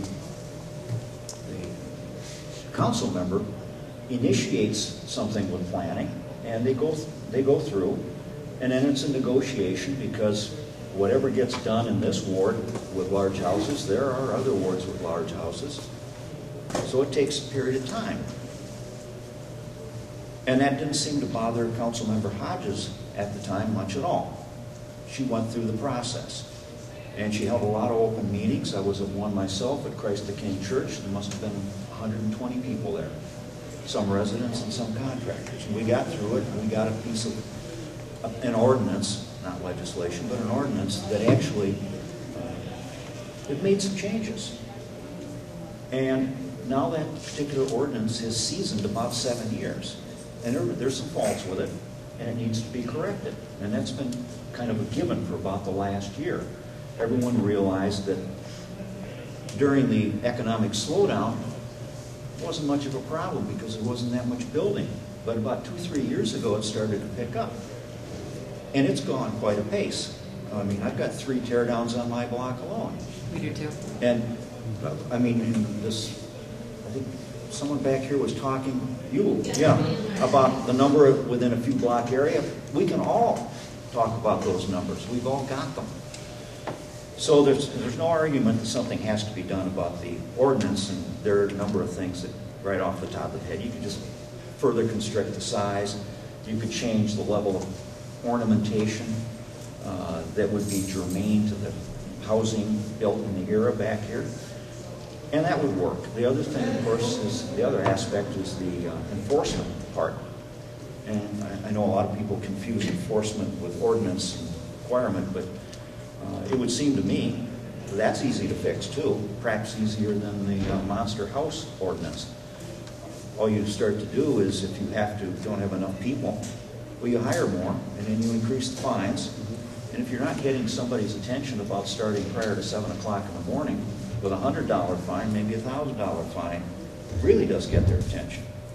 So those things are all fixable, but I keep going back to the moratorium as having a ugly, negative economic impact on the neighborhood, our neighborhood and the others around us.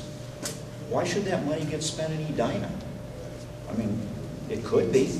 It may well be if there's a moratorium. I'd like to see it spent here.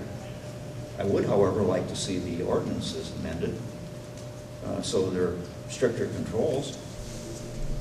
But I don't see why we need to stop people's progress. I mean, as far as variances go, I mean, I know what a variance hearing is like. I've got a lot of experience with that. And those are convoluted. They take a few months.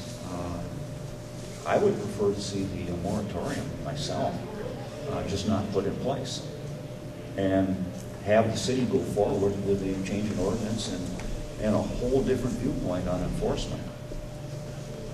That's my thoughts on it. I'd be in favor of having a vote on it. If we do have a vote on whether to make a recommendation or make a statement, I'd be in favor of making a statement that the moratorium does not go into effect. I think I'd also be in favor of a vote. I think it certainly rises to the level that we should comment on. It's a substantial impact to the neighborhood, and I think we were all elected to represent the neighborhood, and we should fulfill that duty. It's so hard because I feel a little, my feelings on the moratorium and my feelings on how the moratorium was put into place are two distinctly different things. And so how I feel about changing the building code, I mean, we don't have changes in building code in front of us, right? We're not talking about that. What we're talking about is the moratorium that was put into place. So it's not really giving us a chance to voice what we have, the concerns we're hearing for neighbors. By voting against the moratorium, we're not really voting against maybe wholesale changes in ordinances. What we're doing is saying, we really don't like the way this was done down at City Hall.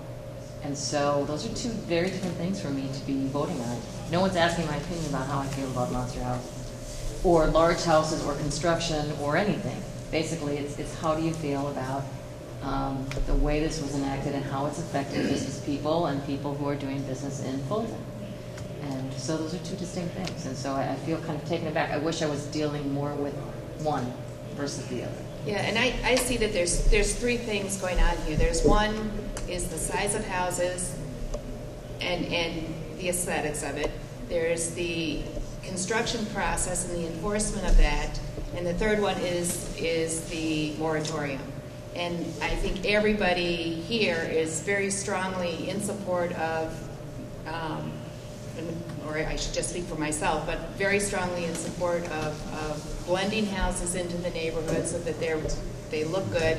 Very strong about the enforcement issues, but you're right, it's the process of the moratorium, and the suddenness of it is one thing, and the moratorium in general is the second piece of it.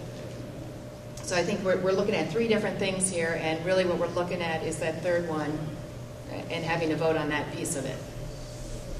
And we did, the zoning committee talked about those, and I think, the statement that Eric read was in support of dealing with these issues that has been brought up tonight and the ones that you just talked about.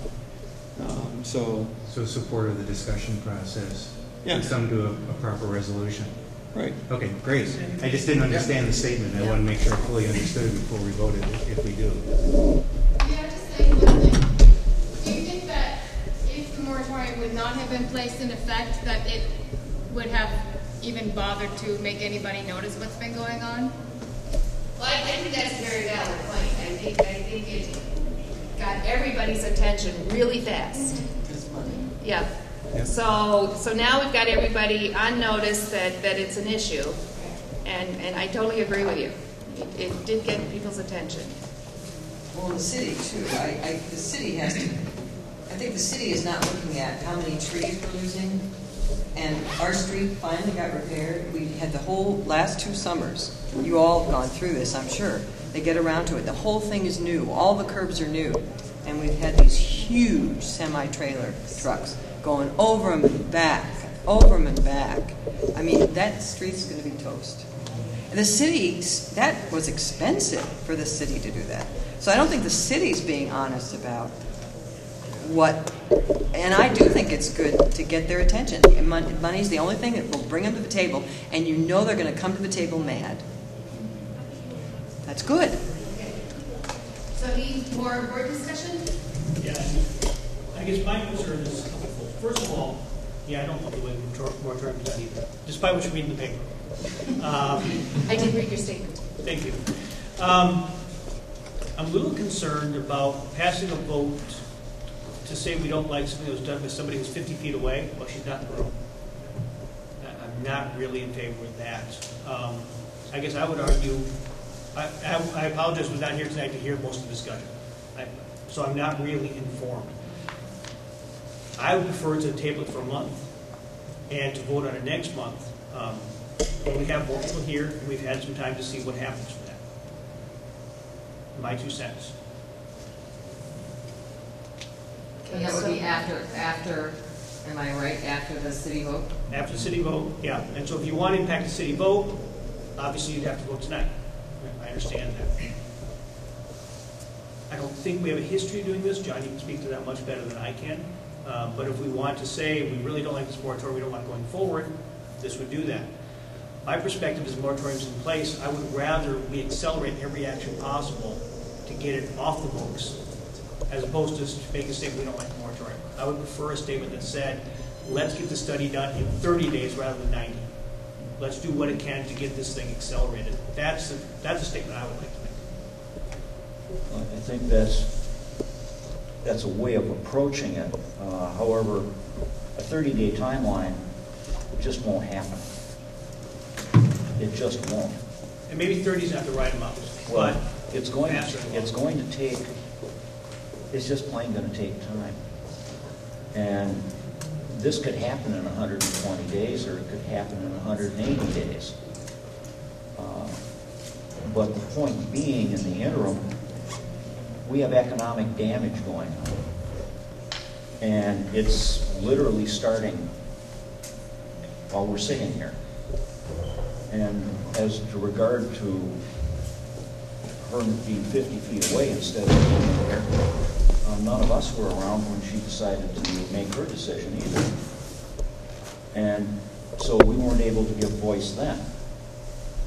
And what I'm suggesting is that if we have a vote, then we could give a voice now.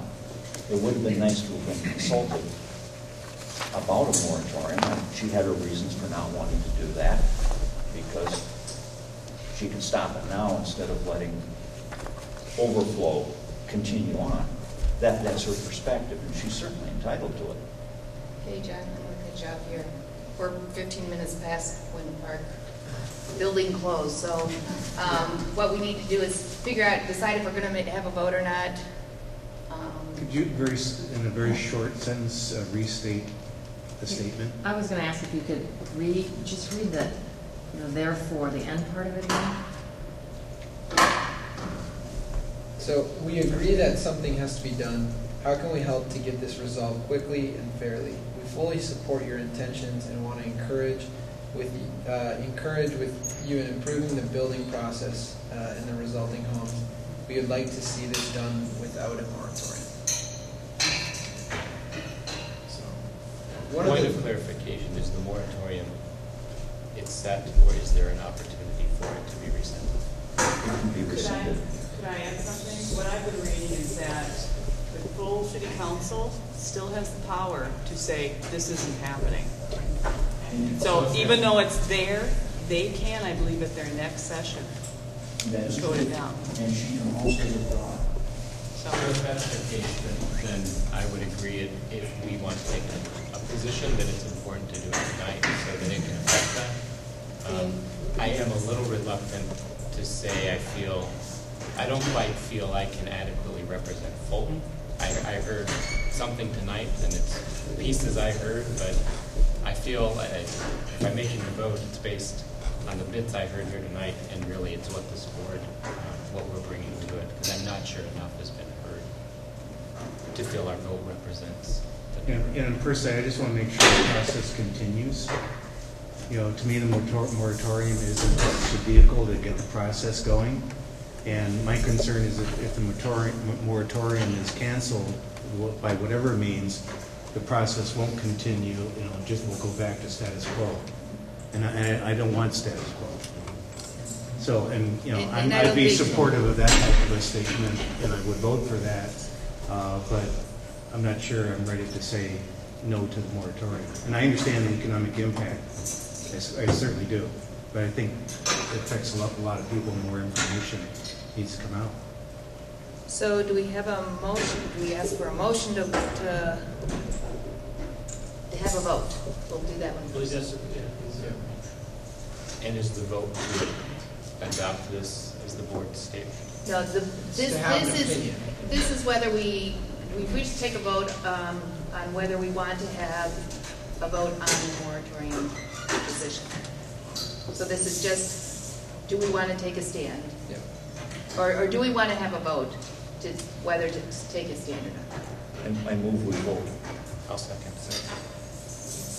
So all those in favor of having a vote on the position To recommend statement? canceling the moratorium. No. Okay, Just the vote. Okay. Or not. Yeah, just Oh, whether just the we're vote or not. yeah, whether we're going to vote or not. Okay. Say aye. Aye. Those opposed? Okay, so we're going to have a vote. So then the next piece of that is, do we want to vote on the moratorium statement as was read?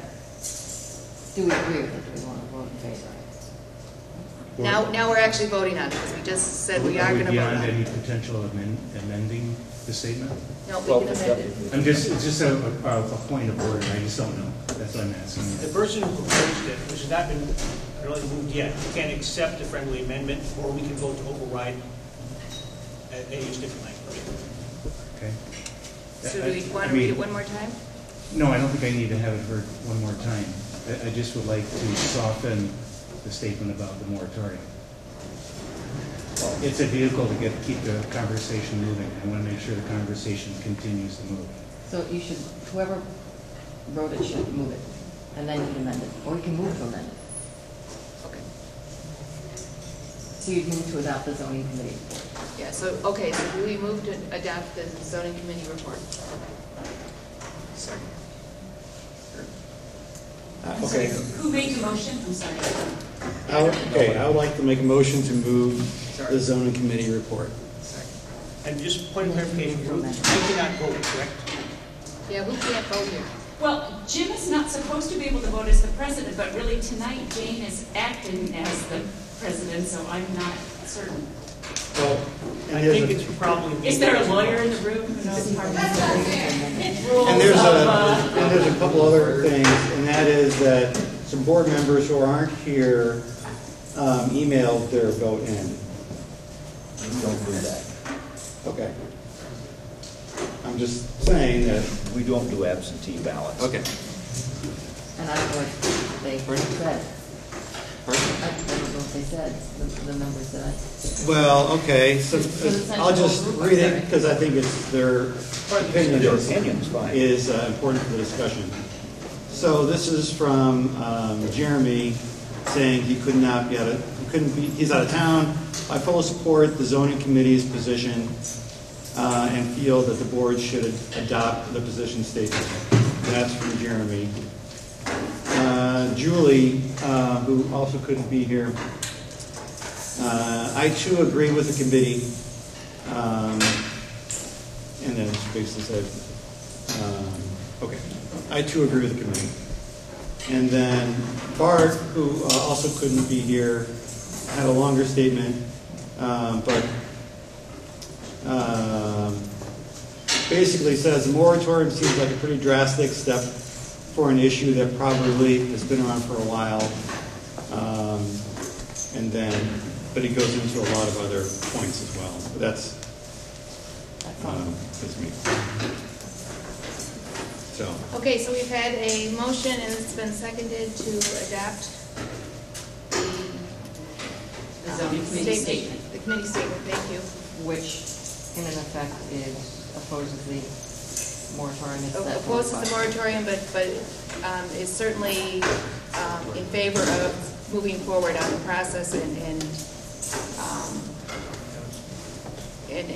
limiting home sizes and improving the building. Construction challenges surrounding it. Can I ask, if I'm allowed to ask, that it's slightly amended, and I can vote yes for it, is that as long as the process is not stopped, if the moratorium is stopped. I want to encourage the process to keep moving. I know it's in there, but I'm concerned that... Well, we can make a statement that we want the process to That's what I'm trying to forward. say. That's what I'm trying to say. I want the process to continue moving forward so we have an open discussion. Well, we all want that. Yeah. And I just want to make it so why don't we obvious. just state that? And then I'm happy. Okay. Was that already in the statement? I'm sorry. If it is, maybe I missed it. I heard something about moving the process forward. I thought it was... It closes with that. Does it? Okay. To continue pursuing this and addressing the Yeah, issues. how can we help to get this resolved quickly and fairly? Okay. Fully support your intentions and want to engage with you in improving the billing process and the resulting homes. Okay. Thank you for telling me 3 times. Yeah. I appreciate it. Okay, all those in favor? Aye. Aye. Opposed? It passes. Good. Okay, so what's your final vote then? You guys you're agreeing to, you don't agree with the moratorium, but you do favor still going through the process of learning more studies. And its intentions. Yep. And its intentions, and then you guys will potentially make another vote when you learn more. About, when you're just completely not supporting the moratorium at all? That's correct. That's That's right. correct. That was what the vote was. I move we adjourn. Wait, Now, are Ashley you is not here to give supporting the moratorium itself, or are you not supporting the way that the moratorium was put in place? Okay, we That's what needs to be.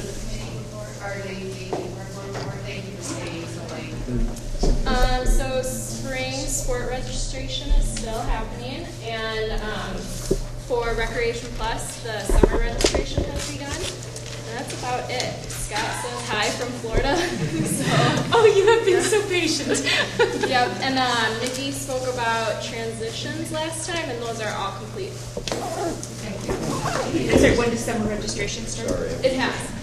Started. I mean, these poor people have to go home. Thank you to all of you who have been putting chairs away.